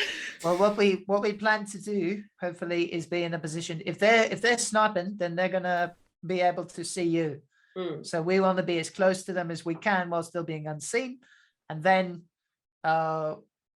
maybe a safe word. What's an emergency word? Fuck? Well, they can't That'll do. understand us, so we could just say help. Help. Yeah, that'll do. Sound then logic we'll, right there. We'll take position from there. Alrighty. You guys Right. start. You all start moving into position. Those of you that are hiding, which would be Carmela and Hilda, can you roll me some stealth checks, please?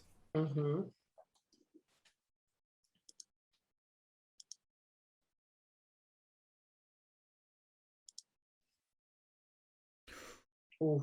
Ooh, I kind of want to give you that crit. I'll flip a coin just as this is happening. No, and this just is say- actually no. This is my reasoning for it. Oh, good.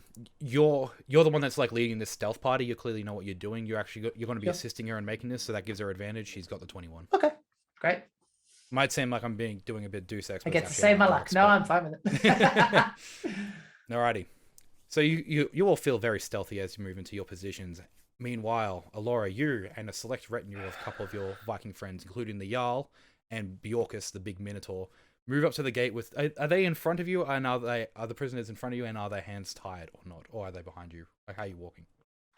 We're gonna untie the prisoners, and I would say we're sort of walking single file like prisoners in the middle, us either side. So it's like we're escorting them, but we're equals. You know? Okay. Yeah, very, very good. As you walk up to it, when you get closer, you can start seeing all these crossbows, basically like almost tracking you. They're not straight up firing. They seem to be following you. And as you get close to the gate, you can see this giant portcullis is down. This place is in lockdown, essentially. Okay. You can see the priest that was running away at the very start. He's standing on the other side of it, and he still looks very terrified. All the people on this, like the guards, like the crossbows, are very closely tracking you, but they don't open fire. All right. I wave to the priest and I say, Fora. You see he gets confused, and then he like looks around, looks both sides. Like, order? Pereira fica? Pereira Friga. And he's like, He's like, he still looks a bit confused before he says, he's definitely holding something on his chest, and he's like, "Don't have that, Dicker." And then you see the portcullis start like slowly opening, and then he steps off to the side and like directs is like, "Order." And Thank you. Are they gonna eat us? I guess we're gonna find I think out. they're gonna eat us. No, Hilda, you and me, we're fine. Oh yeah, fuck! I thought I was going in here. As you, I said this. that is straight up a good question. Do you enter? Look, I'm supposed to be a leader. I'm gonna take the gamble, and I'm gonna stand up straight and go straight in. All right. Well, as you walk past the portcullis into this area, you see darkness as we fade to a BRB screen, and we'll find out what happens after the break. Hey! Don't go anywhere. We'll be back in about 5-10 minutes. Goodbye. Hello, welcome back. And we are about to walk into the fortress, quote unquote. But before we do, as you may have noticed, since we don't have tokens and like the map and stuff, we're missing out on some awesome artwork that I feel like needs to be a bit plugged at the moment. Because someone has done a fantastic job. And I should pass it off to Carmelo to speak it. Well, Jack. To No, I can talk in character if you want me to. This lovely picture of me that presumably you can see now through the magic of streaming was made by my girlfriend of God. We've been together nearly 8 years now, so I guess de facto partner is probably a more appropriate word. But she's a lovely artist who does not have enough self-confidence in her own work, but as you can see, she does amazing work. I will put a link in the chat, but you can find her on Instagram on Volpe, VULPE official, officiale, OFFICIALE. And she's really excellent, and you should ask her to do pictures for you because she did for me, and I am very proud to have it. And thank you for showing it off, everyone. I'm obviously I'm just a proud guy. Well, I mean, it's also a bit of a tease. Like, it's don't really worry, good. there will be art and tokens later. I know you're not seeing it in this episode, but it's gonna happen. And like, we need to show that one off. But yes, incidentally, by the way, that scar. Just sort of like for a little, because I'm not sure if it'll ever come up because it's hard to visualize at the beginning. That actually was made by Furio. Maybe we'll find out how eventually. But yeah, a little hook there to learn about later. Backstory. Anyway. Alrighty, back into the tense situation. You've walked into this new area. You're leading. You've probably let the prisoners go in first, I would imagine. But as you walk in, you can see the priest that kind of gesturing. As you walking past, you can hear him sort of like mumbling. He's like, to each of you as you walk in. It is a very different looking area than the outside. The ground is all like trampled from like travel. It's like worn dirt, if that makes sense. Like not grass, but it's kind of just like worn dirt. It's more pathy than just like absolute mush, of course, but it's like it seems to be very well worn. There's a bunch of different buildings around that you would imagine they got shops because they kind of have like the little sign next to it. You can't understand what they say, but they seem to be like various shops. There's even a stable which doesn't have any horses in it at the moment or any other livestock, but it's almost like a small little contained market area. But at the other end of this place, what you'll stands out from the rest is this massive building made of stone. It's got all this painted glass on it, covering almost every inch of it. And it's got a nice big pointed top, and it brings up to the top. And at the very tip, you can see another one of these hanged man that's on fire, made of pure gold. That's at the very tip of the church. You'll also see these giant red banners that kind of flow down it with the same symbol of this. On the banners, it's not gold, but it's like this actual just like grayed, like almost. You'd say it looks a bit burnt because it's on fire, but you can. But yeah, it's behind this nice background of this very nice looking material that's draping down this entire building. It's very large. And as soon as you walk in, you can see the symbolism everywhere. Oh, all right. These people clearly have a lot of respect for their god. I can relate to that. We have a common ground there. That's good. It's good. It's not ominous and terrifying. It's fine. As you walk a bit further in, you'll notice there's like around the temple, like there's a bunch of guards everyone. You'll still see like the crossbows have kind of gone off from the side of the wall, and they're now like looking in like on the wall. They're still like pointed at you, but they don't seem to be like it's more of just like they've got it like aimed at you so they can quickly react if need be. But now you also, when you're inside, you can see these crossbows along. It's not the entire wall, but you can see like the first like almost quarter of the side walls has people with crossbows kind of like tracing you as well. You seem quite surrounded. You've got a party of about, I'd say, 7 with you. Because you've got Alora, you've got the Jarl, you've got Bjorkus, and the rest and like about 5 shield guards right there, as we'll call them. But as you go in, like you'll see like the door to this big building at the end open again. You'll see this man with you'll see 2 figures with the same skull mask. They don't have the red robe, but they've got the skull mask coming over the front of their face with the teeth ingrained, wearing a much shinier kind of armor, and they've got 2 like swords on either side of their hips. 2 of them come up and stand at the front of the temple, and you'll see this man that was in the red cloak with the skull mask over his face walk out once again, and sort of like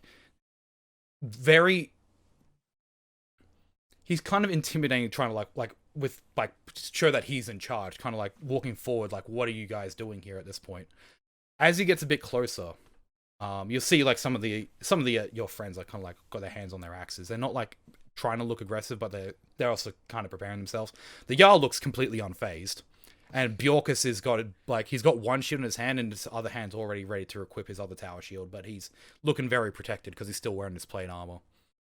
He's kind of like keeping an eye on all the archers and crossbows and stuff. But as he gets a bit closer, you'll see the priest that let you in kind of like walk over and say, "Fora, Predifica," and you see like the guy stops. Predifica. And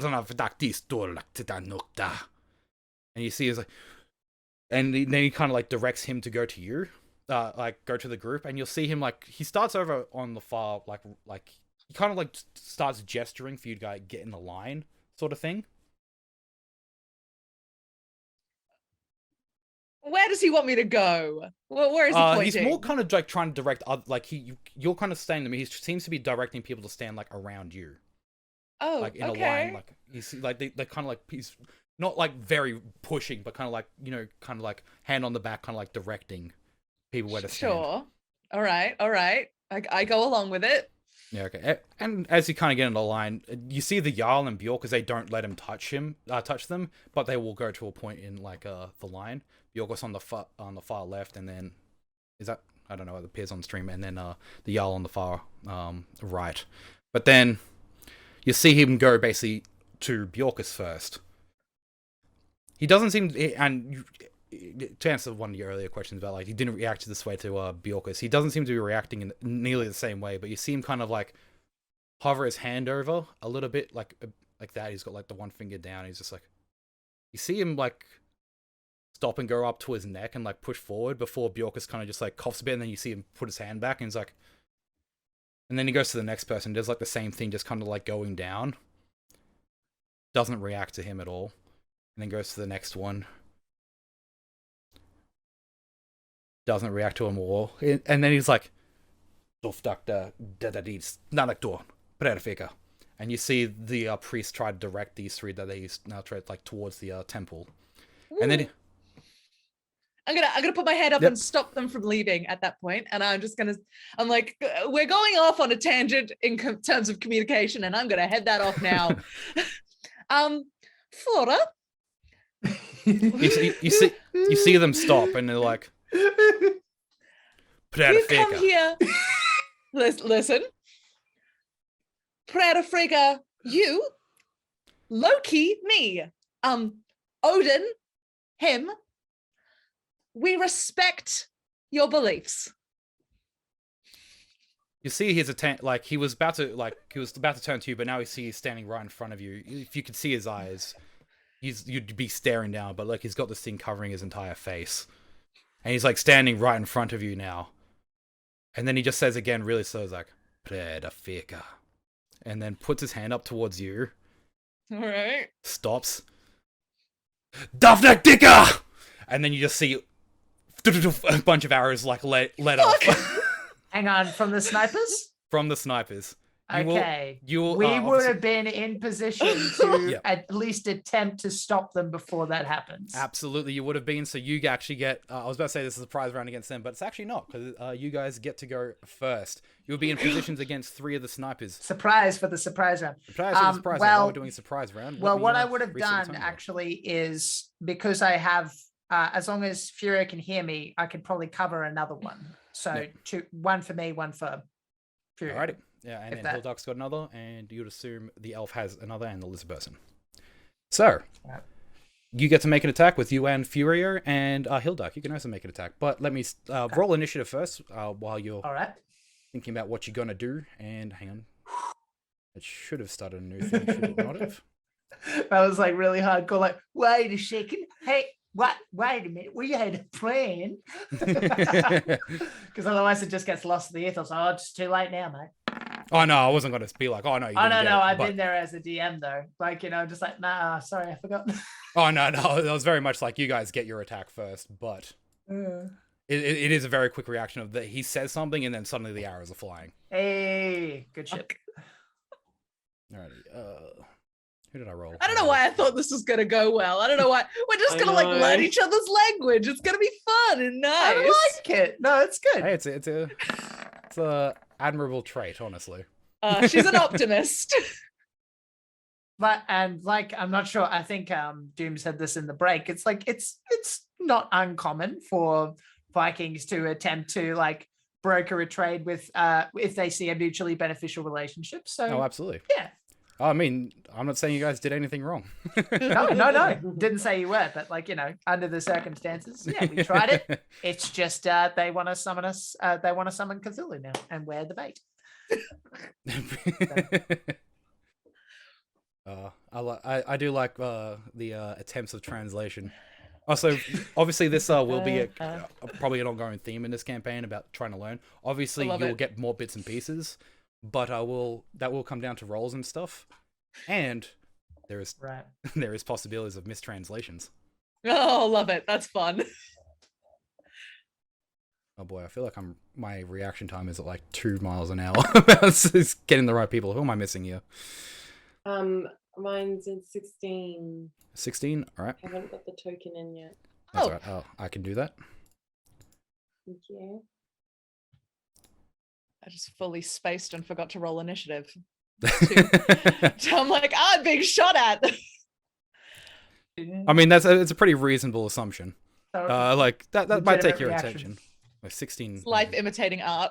Yeah, life imitating art. Yeah, you've got an initiative of 16 feet. Hang on. this is my version of shell shock. All right. I feel like I'm missing somebody in this list here. Yes, I am. These guys. Sorry, you don't know who it is because we don't have. Unfortunately, we do not have the map. We'll find out.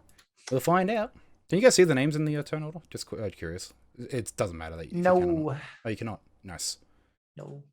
That means the thing I did worked. So that you guys don't Hooray. get spoilers. Oh, good. All right. Alrighty, let's do a descending order. No, I keep doing that the wrong way. Ascending order. Alrighty. No, it was the right way. Don't mind me. Well, first things first is the stealth crew. You guys all get to make your attack out of this. So please, actually, which one do you got the best? Did I just close the turn order? I closed the turn order. What's wrong with me? You might have, It's but still I got there. to 20 You got something. Yes, you got first. So go for it. You and All Furio. right. react Well, first. if they're sniping, presumably they're right at the edge. Yes, of, they're right like, at the the edge, cliff, and they're right? not looking out anymore. So you've I'm going to uh, shove them off. All right, that works. Give me that's a athletics check. And All right. these At guys- advantage. Actually, yeah, you're a stealth, so that would absolutely be at advantage. Oh, I'll just do a strength check. They're not proficient. Sorry. All good. So a 16. Yeah, 16. It's with advantage, so you got the 18. See how it rolls 2. Oh. Yeah, but you had Okay. advantage, and luckily you did too, because he actually rolled a 16. But yeah, you absolutely just pushed this guy off. This wall, by the way, is about 15 feet high. Yeah. So he's not going to take fall damage, but what you push them onto one of the roofs and he kind of crashes through that. You'd imagine he got pretty hurt from that, but I'm not going to roll any damage. I don't necessarily need him to die. I just need him to not be able to shoot my friends. Yes, and then I'll just go. Succeeded. And Fury is going to make his thing with my bonus action. Absolutely. Now, Here's we're learning as we go, chat, because how Furio works is he gets ferocity, which is a D4. So let's find out what he got, which is a 4.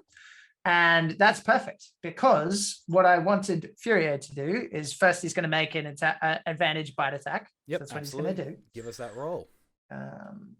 So at advantage. Do you want to give a brief, or do you want me to give a brief description of ferocity for those who are not sure?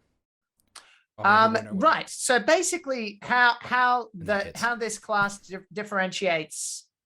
So basically, how this class differentiates from the Beastmaster Ranger is that it's baked into the class itself, and it's got the baked-in mechanic that animals, wild animals, are gonna like get pumped up, and the more ferocious they get, the more abilities they can do. But it also makes them harder to control. If I use 8 ferocity, I get to do something cool that you'll see in time, but it also means that he's more likely to enter what's called a rampage, which means he might attack me or attack somebody else, which makes it tricky. But in this case, it's not a concern because I'm going to use that ferocity right away. There we go. On this thing. So yes, and you did hit, so roll some damage for that, would you? Roll for damage, if you will. Yeah, we'll do. Oh, you got to click on the bite in the actual chat. Sorry. Not in your character sheet, in the actual chat. You click on where the roll happened. Okay, sorry. It's all good. I like how it says signature attack as well. Cute. Okay. 4 piercing. Come on, mate. 4 piercing damage. Okay, and then he is going to use drag them. So drag them is an ability where, if I can get it up, bear with me. Not overwhelming attack. That's not what I want. Sorry. Yeah. Keep them down. It's there somewhere. It might be in your character sheet. Keep in mind that yours is separated into 2 different character sheets. Right. Yes. There it is. So when a companion hits a large or smaller creature with their signature attack, and both the companion and the target are standing on the ground, I can use my reaction, which I will, to command my companion to move the target. The target needs to make a strength saving throw. What is your DC save? DC of 12. Ooh, he rolls a 12. But I guess he's got disadvantage because this is an advantage attack. That's how I'm going to make sense of that. Mm-hmm. So, yeah, it's an 8. Never mind. You get to drag him. Okay. So on a failure, the companion moves up to half their walking speed in any direction. So basically, rather than dragging him away, which was my first plan, why not have 6 of one, half a dozen of the other? And he just grabs this guy by the scruff, bites into his neck, and then drops like a cat. Off the cliff. Absolutely, that works. He won't like crash into a building. He kind of just falls behind the building because he's not getting thrown. He's getting dropped and just kind of like splats on the ground. Yep. He looks like he took a pretty hard hit just because of the fall angle he took from, but he does seem to be moving. He's not dead. Probably 1d6 actually. We'll do that much damage. Yep. Mm-hmm. You can roll it if you want. Oh, cool. I'll give you the the ability to add the extra damage. I wasn't going to say anything. 2 damage. 2 damage. Alrighty. Okay. Cool. Yep. Yeah. And then and that's my turn. Yeah, and it's Hildark's turn. You've got a surprise round against these people that are not aware of your presence on the wall. Yay! You just open fire on all your friends inside. Oh well, friends. I want to do I want to throw my hand axes at their hands. Oh, I want to aim for attack? like just to like knock the bow out of their hands. All right. So not like hit their hands, but hit the actual weapon itself. Absolutely, you can do that. Yeah. That's an aimed attack, which basically makes it so you've got disadvantage on the roll, but because you've got advantage on this roll because it's a stealth attack, it's just a flat throw weapon. So it's just neutral again. Yeah. So just roll your hand axe. Yay! Where did my hand axe just go? Where are you? There it is. Jesus. Oh Oh. no, that is a crit 1. Oh, If I throw one, can I throw the other? Because Yes. 2 hands? Yeah. Yes, it's Do I 2 roll hands. again? Also, I believe you've got the feat dual wielder, so you're actually specifically designed to do that. Does that mean that roll is just 1 hand or 2 hands? That's just the 1 hand. You can roll it again Cool. for your second attack for this second hand axe. Yeah. That's more like it. All right, now click That's hand axe better. on the chat and give us some of that damage. That's 6 slashing Yeah. damage directly to his crossbow. Like you throw the first one and you see just kind of like fly by his face. He like turns to you with the crossbow before it gets thrown out. But then the second axe hits it directly in half. It chops this light crossbow in half as it falls down off the wall. And you can see this person that says just absolutely like taken aback. He has no idea how to react to it. And I start like making my way towards him, like. Mm. Yeah, alrighty, absolutely. All right, that's your stealth round. The others, you also it'll be within eyesight because you're all on the roof. You'll see from the other 2 corners as you're like looking to make sure everyone did their deal. You'll see the elven lady go up with a dagger and stab one of them in like the back of the neck and then push him off. He just you can see his limp body just kind of falling off the side of it, and then you look over to where the lizard was, and you don't even see a body. You don't see the lizard there, but you also don't see the guy that was there. He's just gone. He's eating. just a hand coming out of the bushes. Yeah. Alrighty, unfortunately, that still means a bunch of arrows got let out, and you guys are standing in a nice filed line without your shields up, except for Bjorkus, who is lucky. But a bunch of arrows come flying. You'll see a bunch of them like landing. Some of them are just straight up missing, but you'll see like the people next to you getting like an arrow in the gut. Alora, let's roll some against you. You'll see the Jarl just has his shield up exactly where the arrows are coming up from. He's like boom, boom, like almost like you can't see how fast he's going, but somehow he's got 3 arrows in his shield. But Alora, I need you to tell me your AC. It is 11. Okay, you take a nice good arrow straight to the gut as. Oh. Now let me. Oh, that doesn't. Can I not roll? Oh, yeah, here we are. Now I do that, right? As you take 2 piercing damage, it looks like it would have hit a lot deeper, but I guess it was blunted across bow because it didn't seem to get that far in. You take a bit of a hit, but you're not really that hurt. The people next to you seem to have taken a lot bigger of a hurt, except for the Jarl. And you see Bjorkus. Bjorkus has already got his other shield up ready. One of them's blocked it. He's got an arrow in his neck. And you just hear a boom as he smashes his shields in the ground. And now we go to initiative order.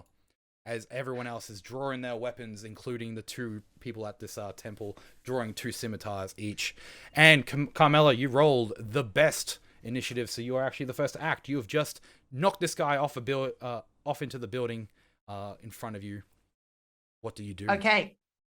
Well, there's still about I'd say 10 more people along the wall with you. you said I There spotted was 10, 10, so there's 10 on one more. side and then 2 more on each corner, so there's 14 in total.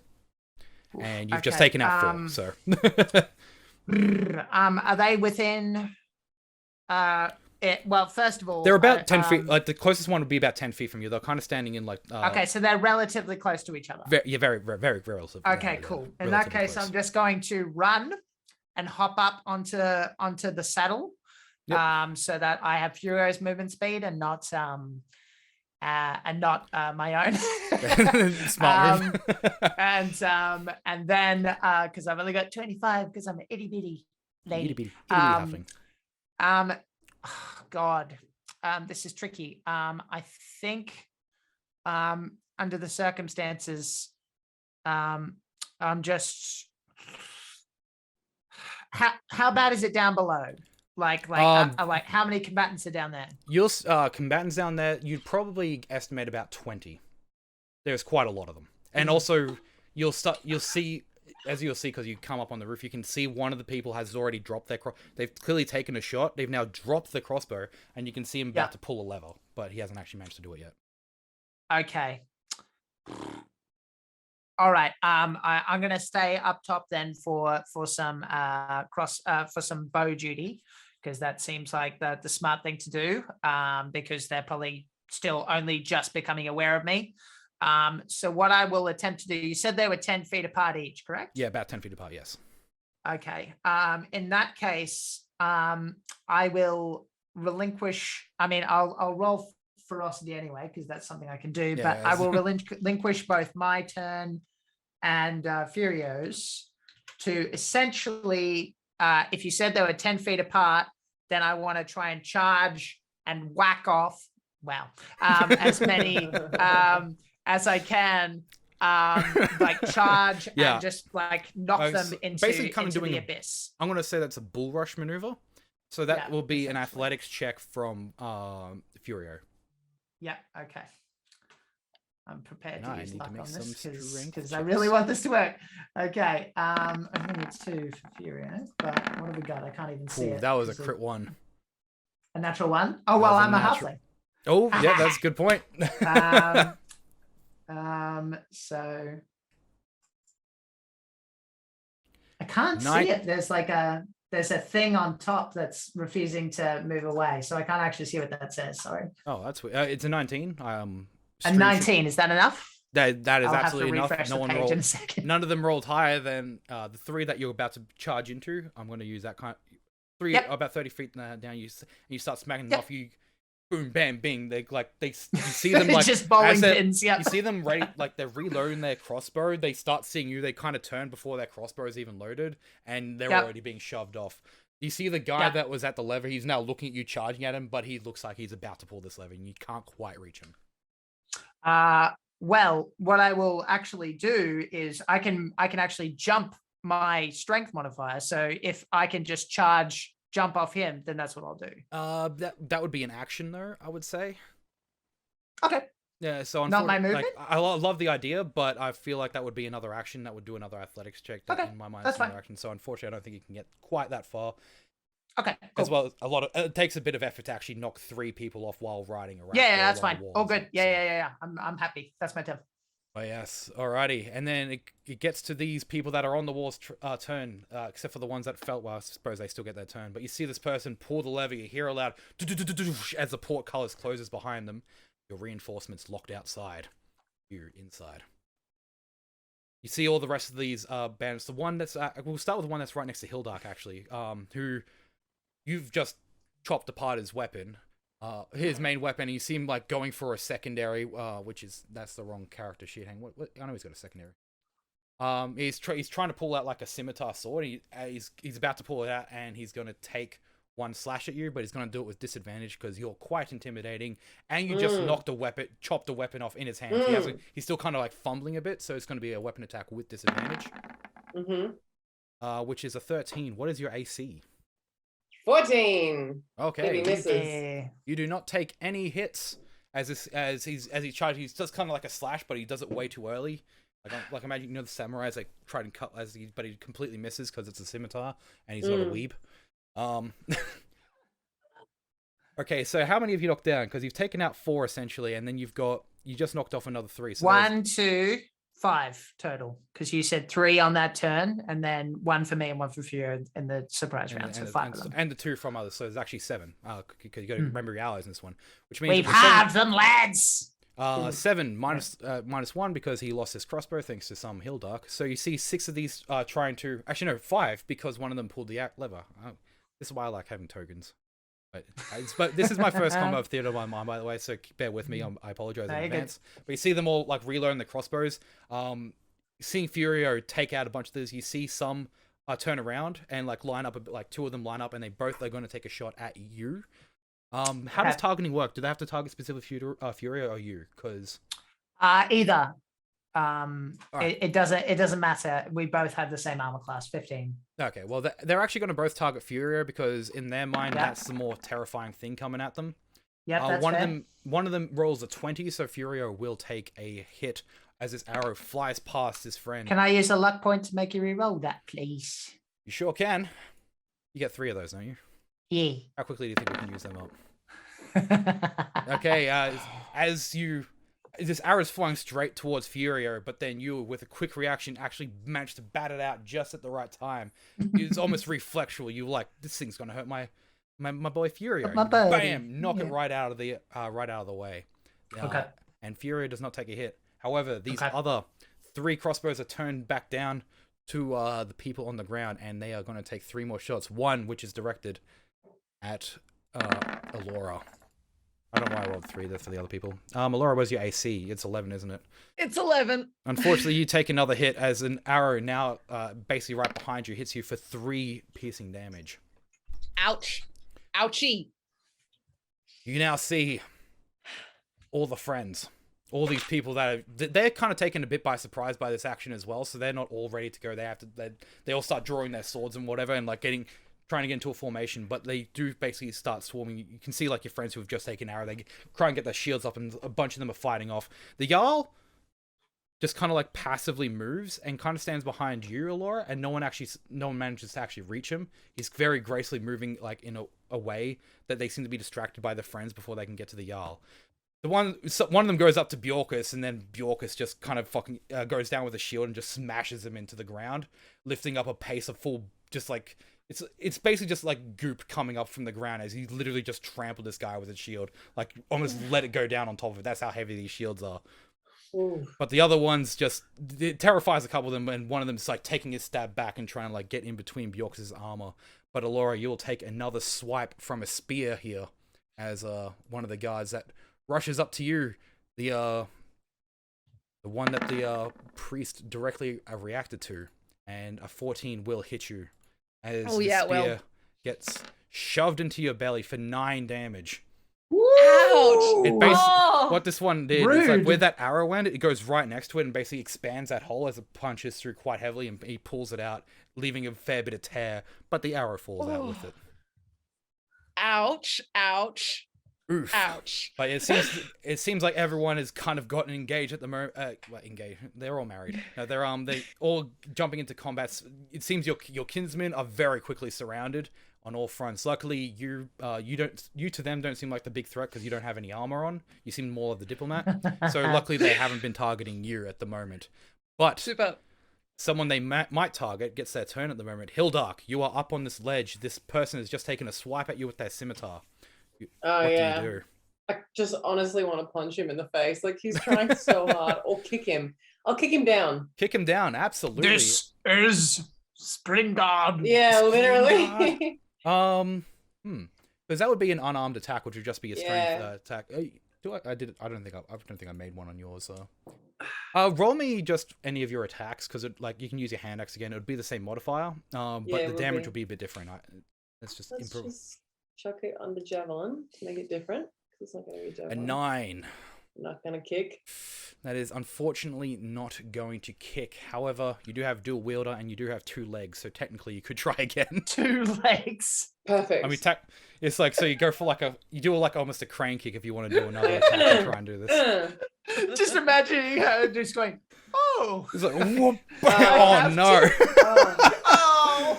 Oh How am I no. missing this? My legs would be fucking huge. He's like tree trunks. I mean, that's almost the problem. You go to kick him, but you're used to fighting people almost like your size, and you go to kick him, and you kind of like lose your balance a bit, and I'm going to need you to make me a dexterity saving throw as you actually fall Yeah, off for the sure. wall here. Oh, no. Come on now. Natural Oh, one. these are Oh, no. bad. No! You're, I got advantage, right? Bad. Because you're a barbarian. Do I... oh yeah, actually, Danger sense. you do get advantage, but it's still a 4. Oh, I do on a dex saving Unfortunately, that's throw. still just a 4 because the advantage roll was a 1.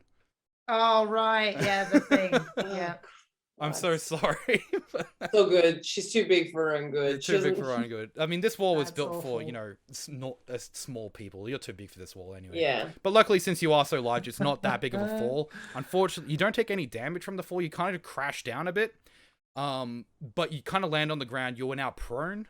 But you don't take Yay. any damage because it's not Can that I big. find my axe? I threw an axe at him. Maybe the axe is Actually, down you know what? now. Yeah, the axe is down there. That makes sense to me. I'm like, "Rrrr." Calm down. And 2 pieces of a broken crossbow if you want that too.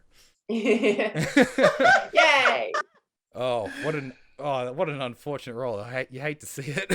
Man, I feel like I'm so powerful, and I'm like, I'm just gonna snap this guy in half. Let's be gentle. Oh, Little kick. the dice say otherwise. That's always how it works, isn't it? The visual of trying to kick him off the wall and me falling instead. Just corking your leg and going, So ah! funny. Yeah. I mean, if you could see his face, he's amazed about what just happened as well. I can't believe it. Yeah. All right, he's actually a halfling. You've rolled luck on that one. No. Yeah. Alora, it is now your turn. You've got this man standing right in front of you that stabbed you, And All just right. behind him is the priest who was doing this. He's the one that started this off. You can see him already. He's kind of like halfway through turning. Like he's kind of like doing a nice evil villain swift of the cloak as he's clearly turning around to walk back. Ooh. He doesn't Great. have his Well- weapons drawn. He doesn't seem to be getting involved in the fight. Look, that's fine. I'm going to, in an attempt to intimidate / inspire the troops, I scream, "For the gods! For Loki!" And then I cast Burning Hands, aiming to Cool. get both of those motherfuckers in my cone. Absolutely. Roll me the burning hands thing, and I need to make some dex saving throws. Nice. 15 points of damage. You'll love to see it. That is dex saving throw, correct? Yes, dex save. All right, you. If they succeed, they still get half damage. Alrighty, as you charge up this fire, you just let it out right in front of you. This cone, you see it you see the guy that's right in front of you. You see him almost get blasted back as his skin basically burns off to his skeleton, collapsing as his top half is completely like just now this burnt skeleton. He looks very reminiscent of the flat Nice. drapes in the Primavera background. will be pleased. You can actually see the other the one that's walking away doesn't seem to be expecting this either. He was a bit too big for his breeches. As you see it kind of start burning his robe as it goes on. You see like he staggers forwards as it hits him. He shakes himself forward, but now his robe is fully burnt. He turns around and now you can see that his hood's gone. He's entirely bald and he's just got burn scars all over him. Whoa. He's still got this iron mask in front of him though. He turns around for a bit and you see almost a smirk as he says "Preda fica," and he continues his walk. Okay. He's Which gonna actually, rip that's- your heart out and sacrifice it to Cully. Jeez. And do you still have your movement and bonus action if you wish to do anything? You can see your friends surrounded, and you can see that saying "for the gods" has inspired them. You also notice the Jarl is kind of just standing right behind you. He doesn't even have his weapons drawn. He's just kind of got his shield out. He's blocking some blows without even Just looking. chilling. Well, he's clearly got my back. Where are the enemies in front of me? Are they like in range? As you Or... like all these like buildings that had shops, they were all kind of like two on almost each door, which is about there's about 5 shops, which is 10 people kind of stay away from you. I'd say the closest one would be about 30 feet. So they're the kind of, if they run in, they'll probably be able to reach you. The other ones are quite far away. There's quite a big courtyard, about I'd say 100 feet long. So the other ones are quite far away, and they clearly look like they need to get into the combat. Aside from that, there's about another 10 who was like the boys near the gate. They were clearly the ones watching you as you came in. They're the ones that have engaged all your friends. So there's currently about 19 of them, including the 2 people with scimitars that are still standing at the front of this temple. If that all makes sense. Yeah, I think so. I think I'm gonna stay where I am because this priest seems like trouble, so I might have to deal with him before I help my buddies. Absolutely. And now it is his turn. Oh, And fuck. you just see him just walks back to the temple.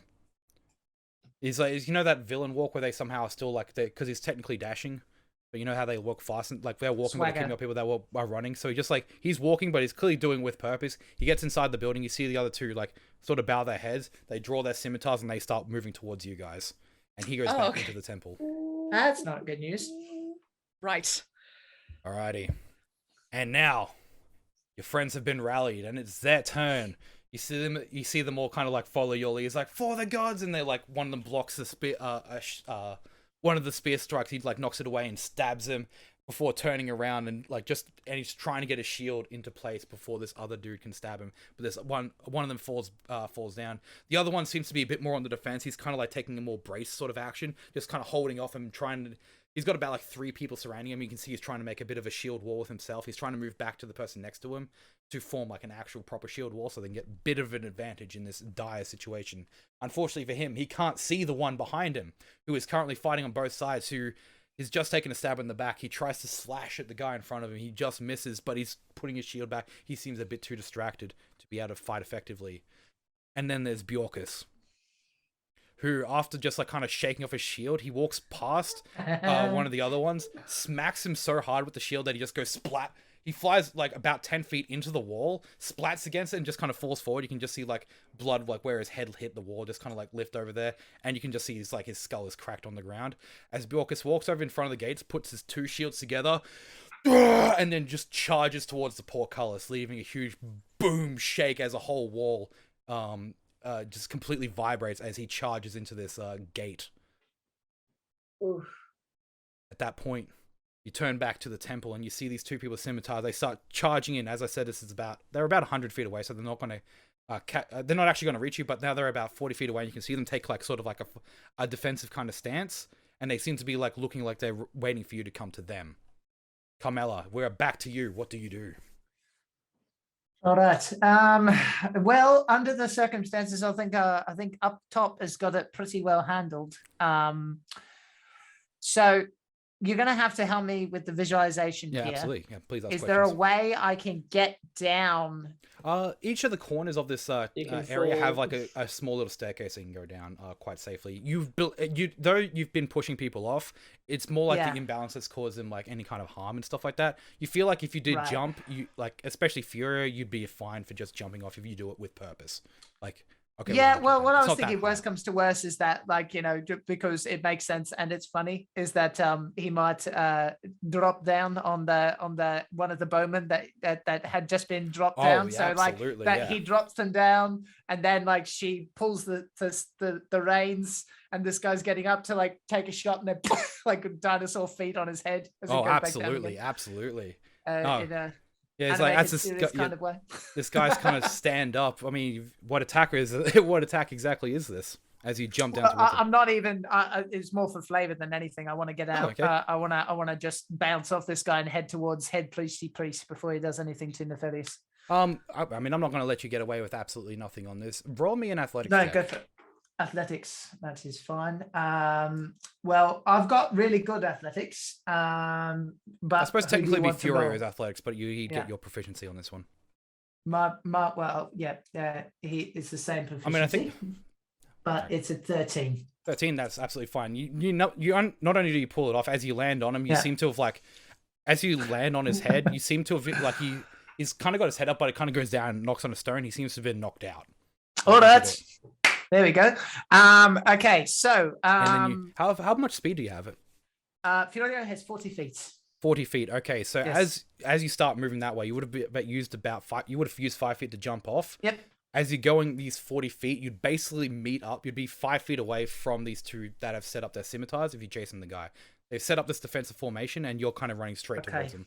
There's only 2 of them. You can easily Alright, go around if you want to take a bit more time. But Well, what I will do, can I hug a corner so that I'm basically only interacting with one of them rather than going down the middle? oh, absolutely, yeah, that's definitely Because possible. what I'll do then is I'll just make a bite attack, and then if it hits, part of the bite attack is they don't get reactions. That's part nice. of the Alrighty, that's part well, of the bite let's do attack. that one, shall we? yes. Let's see, these guys. And he would get ferocity as Velocity, well, yes. So make which sure you is roll that. D4 Sweet D4. plus the amount of people that he's surrounded by. So Should be that's 1 at the moment. True, yes. Which So then that's 4. another 4. So that's 9 ferocity. I'm glad you're what keeping that's track because I worth. was not. That is all right. So that is my job, not yours. Which means that he's going to. He's getting pretty probably into the he's fight. getting close to rampaging, which is interesting. All right, that's okay. What I'm gonna do, we're just gonna do a bite attack for now. Absolutely. And I'll take what may. That is so absolutely a that's hit. Roll me some yeah. damage.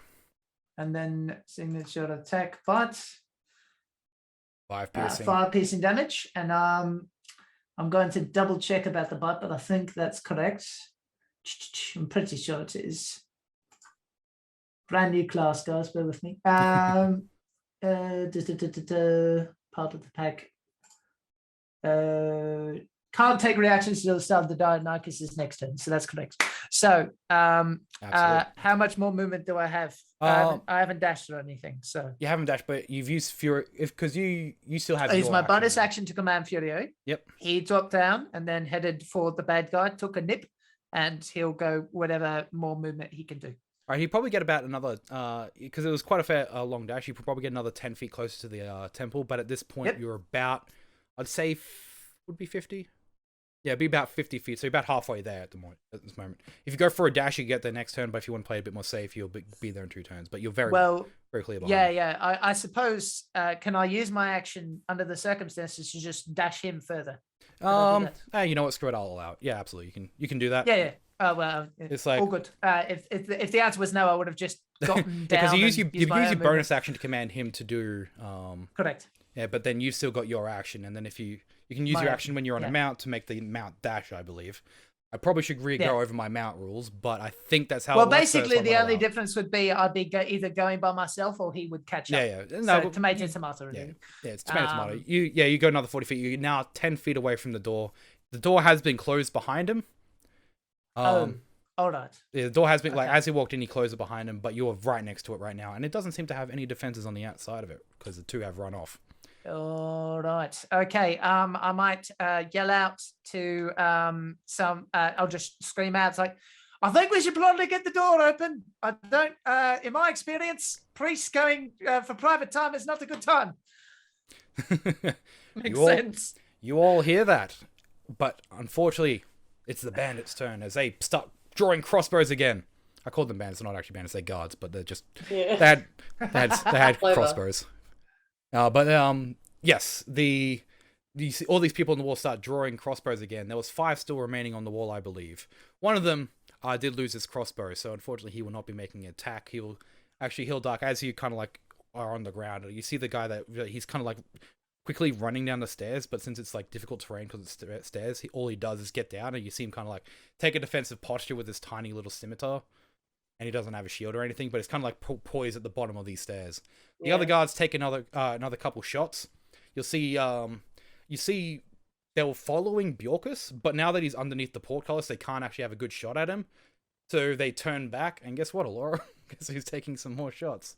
Oh, Love it. Awesome. Great. Yeah, there's about 4 that can shoot. 2 of them will shoot at the 2 center shield mates, but you're going to take one from directly behind you, but one's coming a bit from the side. But luckily for you, guess who's standing behind you? Hey, it's my boy. Yeah, so you only The take one, and Jarl. unfortunately that one actually misses with a 6. You're actually in a very good way at the moment. Oh, good, good. Because you are in this tight formation, it's not good for archers to attack you. It doesn't look good on the melee front because all your friends are surrounded and they're all kind of flanked at the moment. Not that I use actual flanking mechanics, but just for flavor's sake, they seem to be kind of struggling at the moment. Mhm. But the crossbows, since you are in this like rank and file and you've kind of gotten a bit more formed up, they don't seem to be making as much of a dent. But also on that note, you see like out of one of the buildings, one of them like with like bleeding out of his chest kind of like slams open. He's still got a crossbow in his hand, but he's gotten out of the door. This is the one that Carmela knocked off into the barn. And the one that Furia knocked off has also gotten up and is kind of like he's looking for his crossbow, but they don't look like they're ready to make an attack this turn.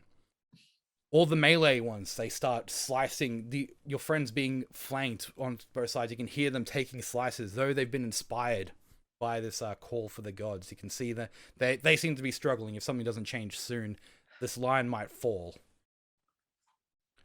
boy. You killed the one in front of you, so you're not actually going to have to worry about that. But you do see the guards that were in the back.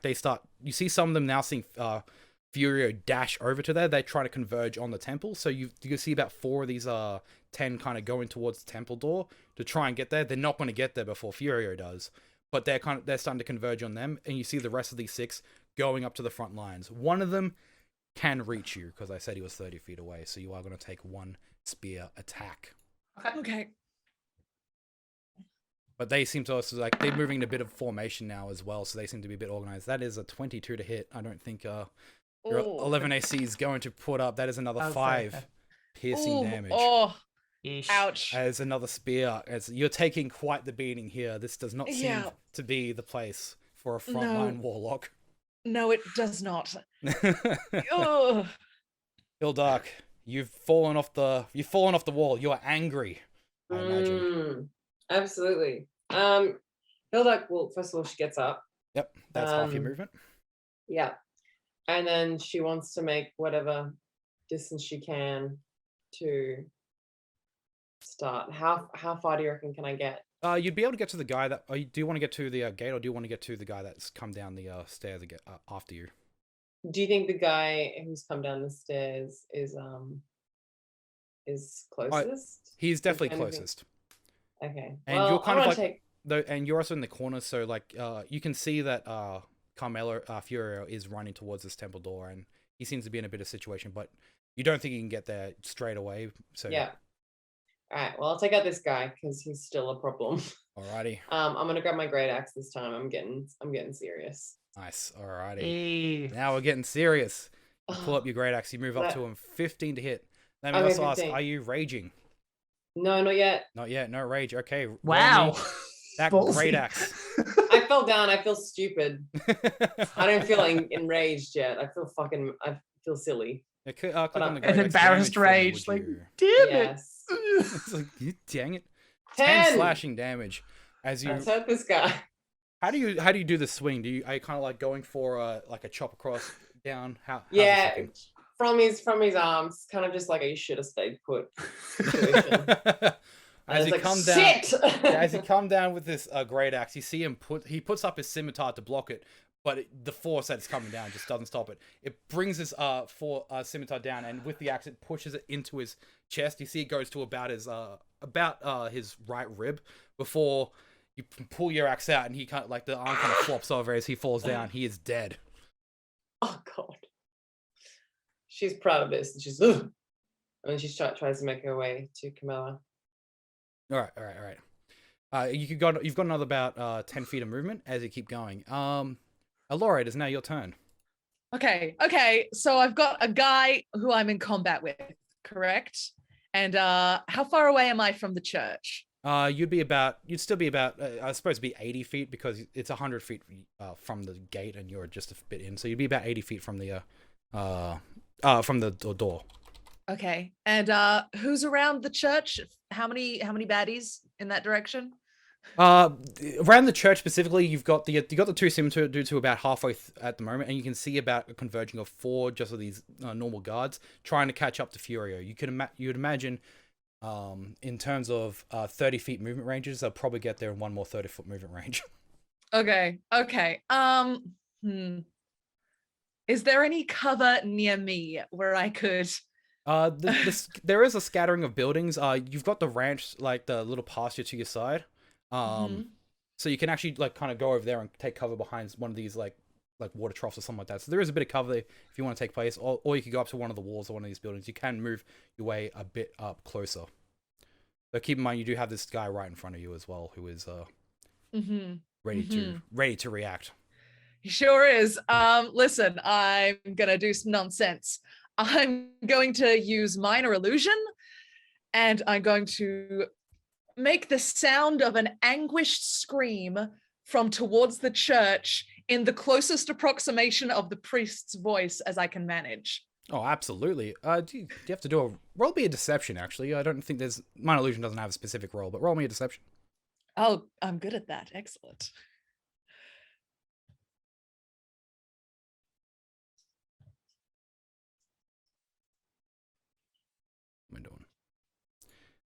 Rolls. Okay, that's a 12.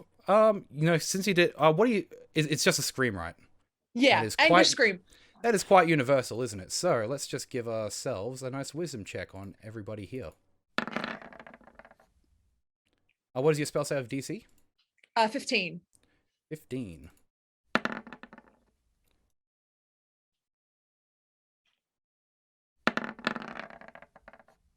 Alrighty. Yeah, no, everyone, you see almost everyone in the courtyard, including the cultists, they all suddenly turn their heads. They lost all the defensive stances. Everyone's turning over there. They all look at Furio, who's outside the building, but you made it sound like it was inside the temple. But everyone is now distracted. You've basically given everyone advantage at this point. Oh, perfect. I'm getting the fuck away from this guy. I'm taking cover. As you've distracted the guy, you completely just fly past him. He goes to look back, but he's lost his opportunity attack. You fly past. Oh, good. Minor illusion would be, so you've got about 30 feet of movement. You make your way, you can do a bit of a stealth check if you want. I'd say this movement has managed to elicit some dodging points. Sure. Stealth it is. Hey. Alrighty. It's 17. Pretty good. Alright. Alrighty. Our person is your friends now they very quickly make use of this distraction. You see them very quickly form up their lines. They've gone into the shield formation. The Jarl is kind of at the head of the shield formation this time. He's got his shield up. He still doesn't have his weapon drawn, but he's at the very he's gotten to the center. Like he's actually seems to be like he's protecting these other people here. You see him start giving commands like it's like further to the left, block that flank, and then you just hear another loud crash behind you as you hear this mad shattering of steel as the portcullis falls over.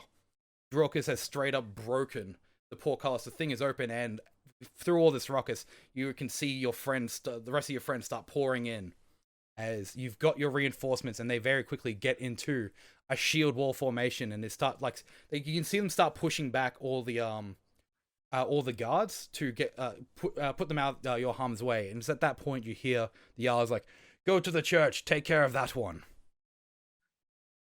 And that is their turn. You see these two scimitar people who had been taking this stance up. One of them's been bitten, and he's looking quite wounded. Actually, he's bleeding out quite a lot from his leg.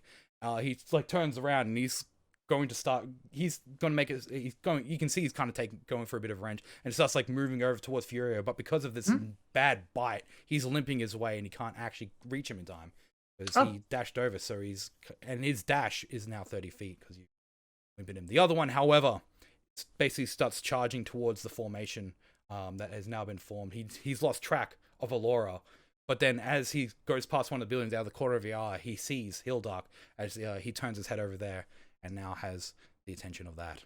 But he still doesn't actually get to make an attack because he was too far away. Carmelo, it is now your turn. All right. You Okay. are 10 feet in front of this door. There is no one in between you and the door, but you see behind you a lot of people are surrounding you. The door's been shattered, yeah? Yes, door is shut. I thought, sorry, for some reason I heard shattered. I thought shattered. No, it's been shut. Okay, well, I can't. No one opened the bloody door. There's not much I can do. Okay. Okay. When you say door, what am I looking at?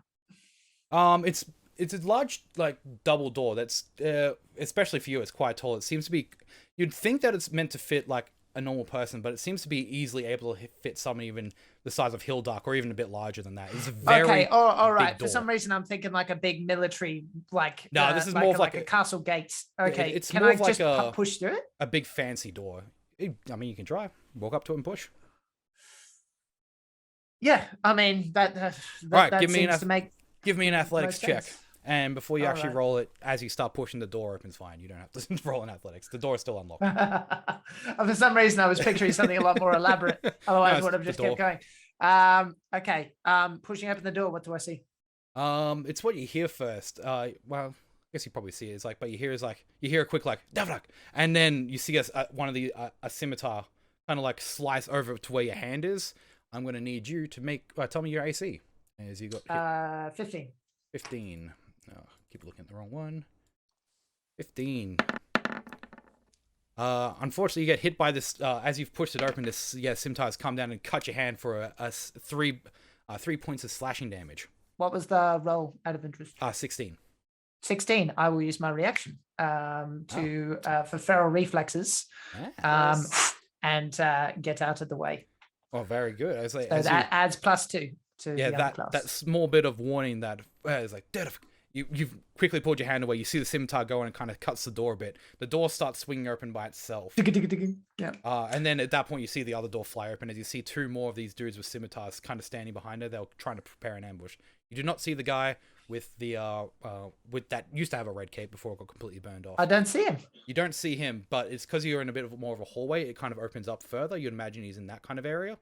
But you can when this place is adorned with many jewels and symbologies. You can see pews basically, and right at the center there's an altar that's got all this charcoal at the bottom of it, as well as the altar itself is made out of this stone with this big metal plate on the top of it. You can't see it seems to be facing the other way, but behind it you see another one of these giant drapes of a skeleton being hanging like that with on fire. However, this one is black instead of red like the other drapes from the outside. Right.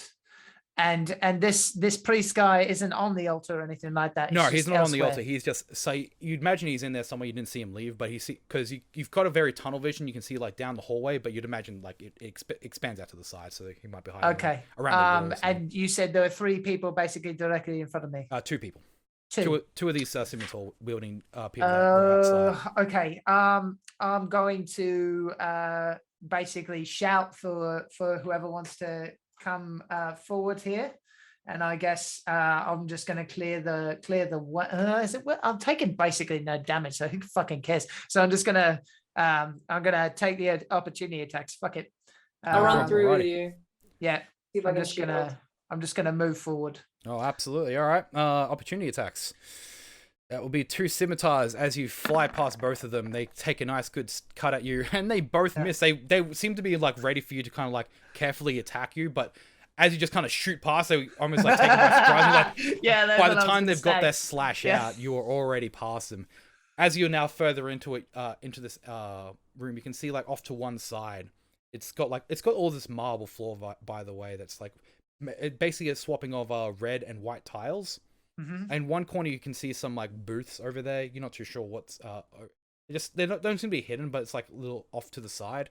And in the other side, you can see something that's very strange.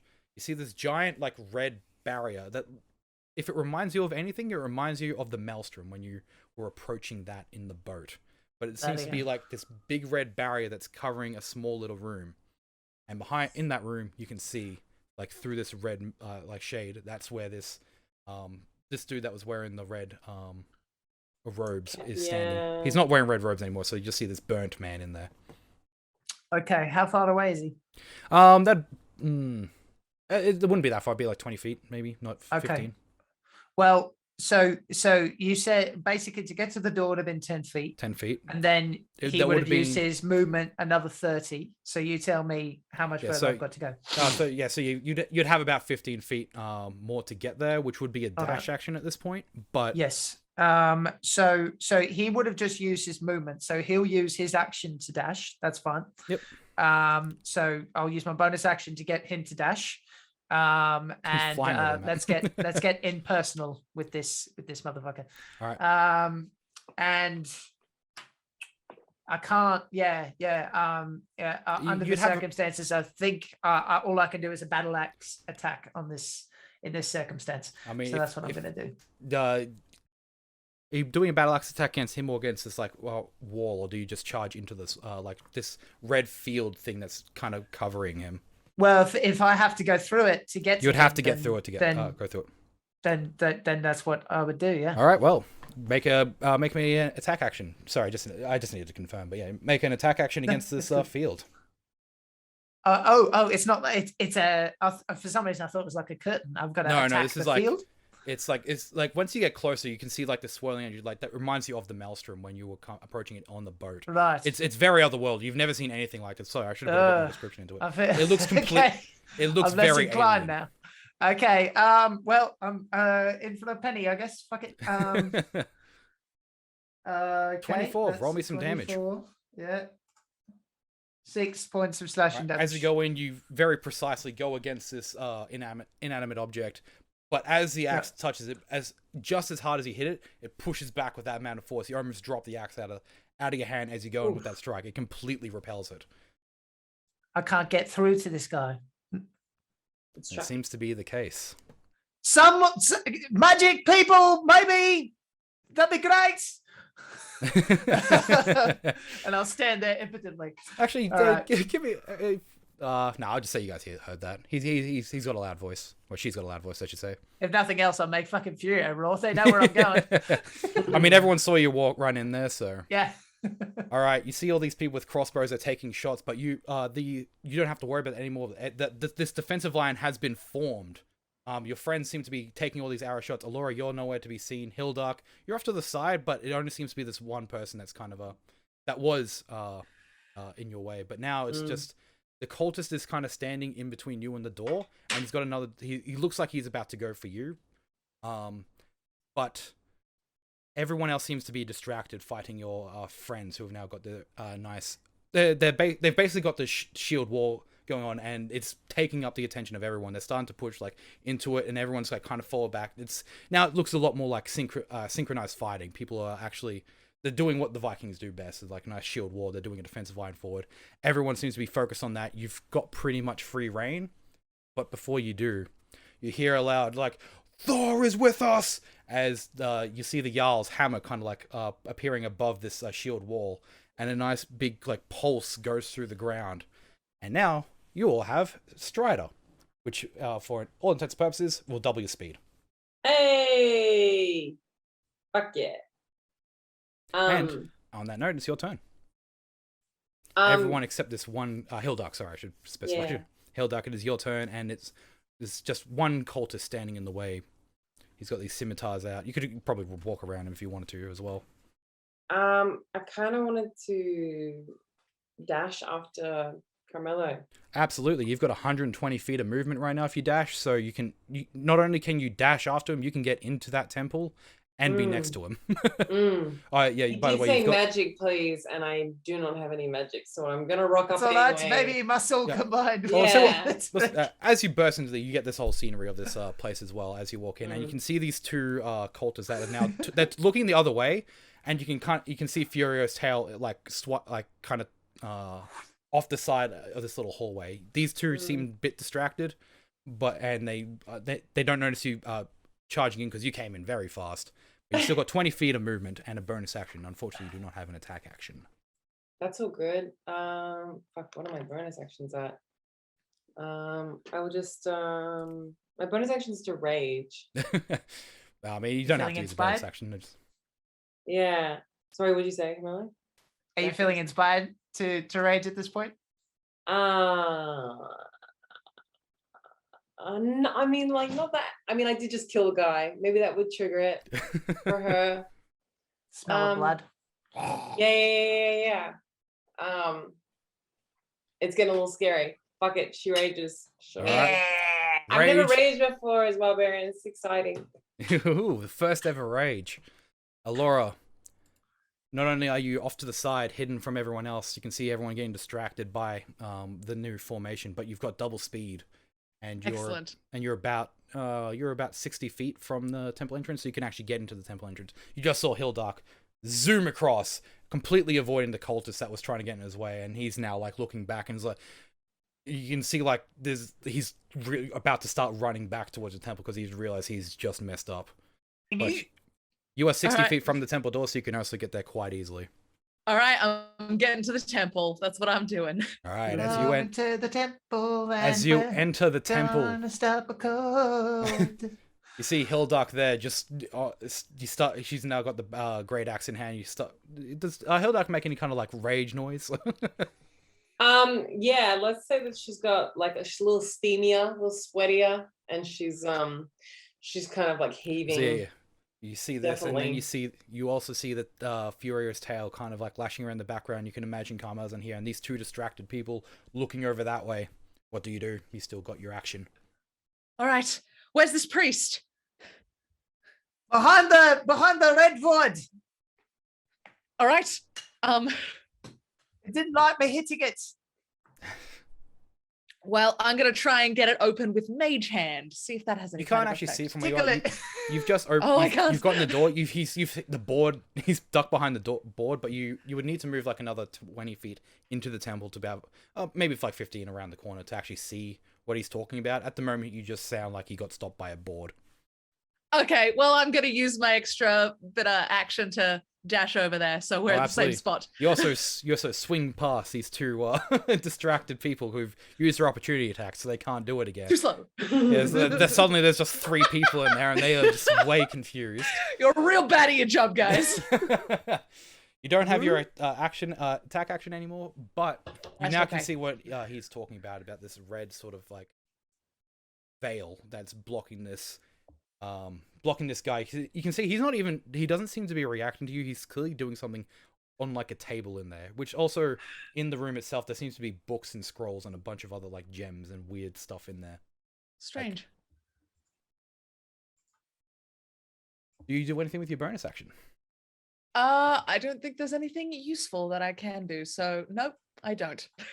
Alrighty. Well, it is now his turn. You see, he gets up from the table. He turns around, looks Carmela dead in the eyes through this thing, like this skull, just kind of like half skull looking at you. Predifica, dostat nakdarakfika, and he grabs out a dagger and slices his own wrist, and then you see completely gets engulfed in flames. At that moment, you see this like Fucking thing veil. kind of flicker off and disappear, and you see this this now on fire man, basically with a dagger about to lunge at Carmela, and that Let's go. is where we're ending our stream today. Oh, Oh, oh, brutal cliffhanger. I'm oh here my for it. god, your fucking armor class is so low, dude. Me? No, Oh, I'm good. No, I'm he's taking- alright. oh, It's no, like no, no. Aurora's Oh, got yes. her armor class. That's No, right. I have decent armor and Yeah, I'm no, taking you're no good. damage. Yeah. Surprisingly, considering how much fucking chaos. I I've mean, caused. Yes. I do gotta say, I love that the stealthy ones were all like the two like frontline attackers. The one that went in the front lines Yeah, I was know. the no armor class. It makes like the whole point of Furio is that he's good at stealthing.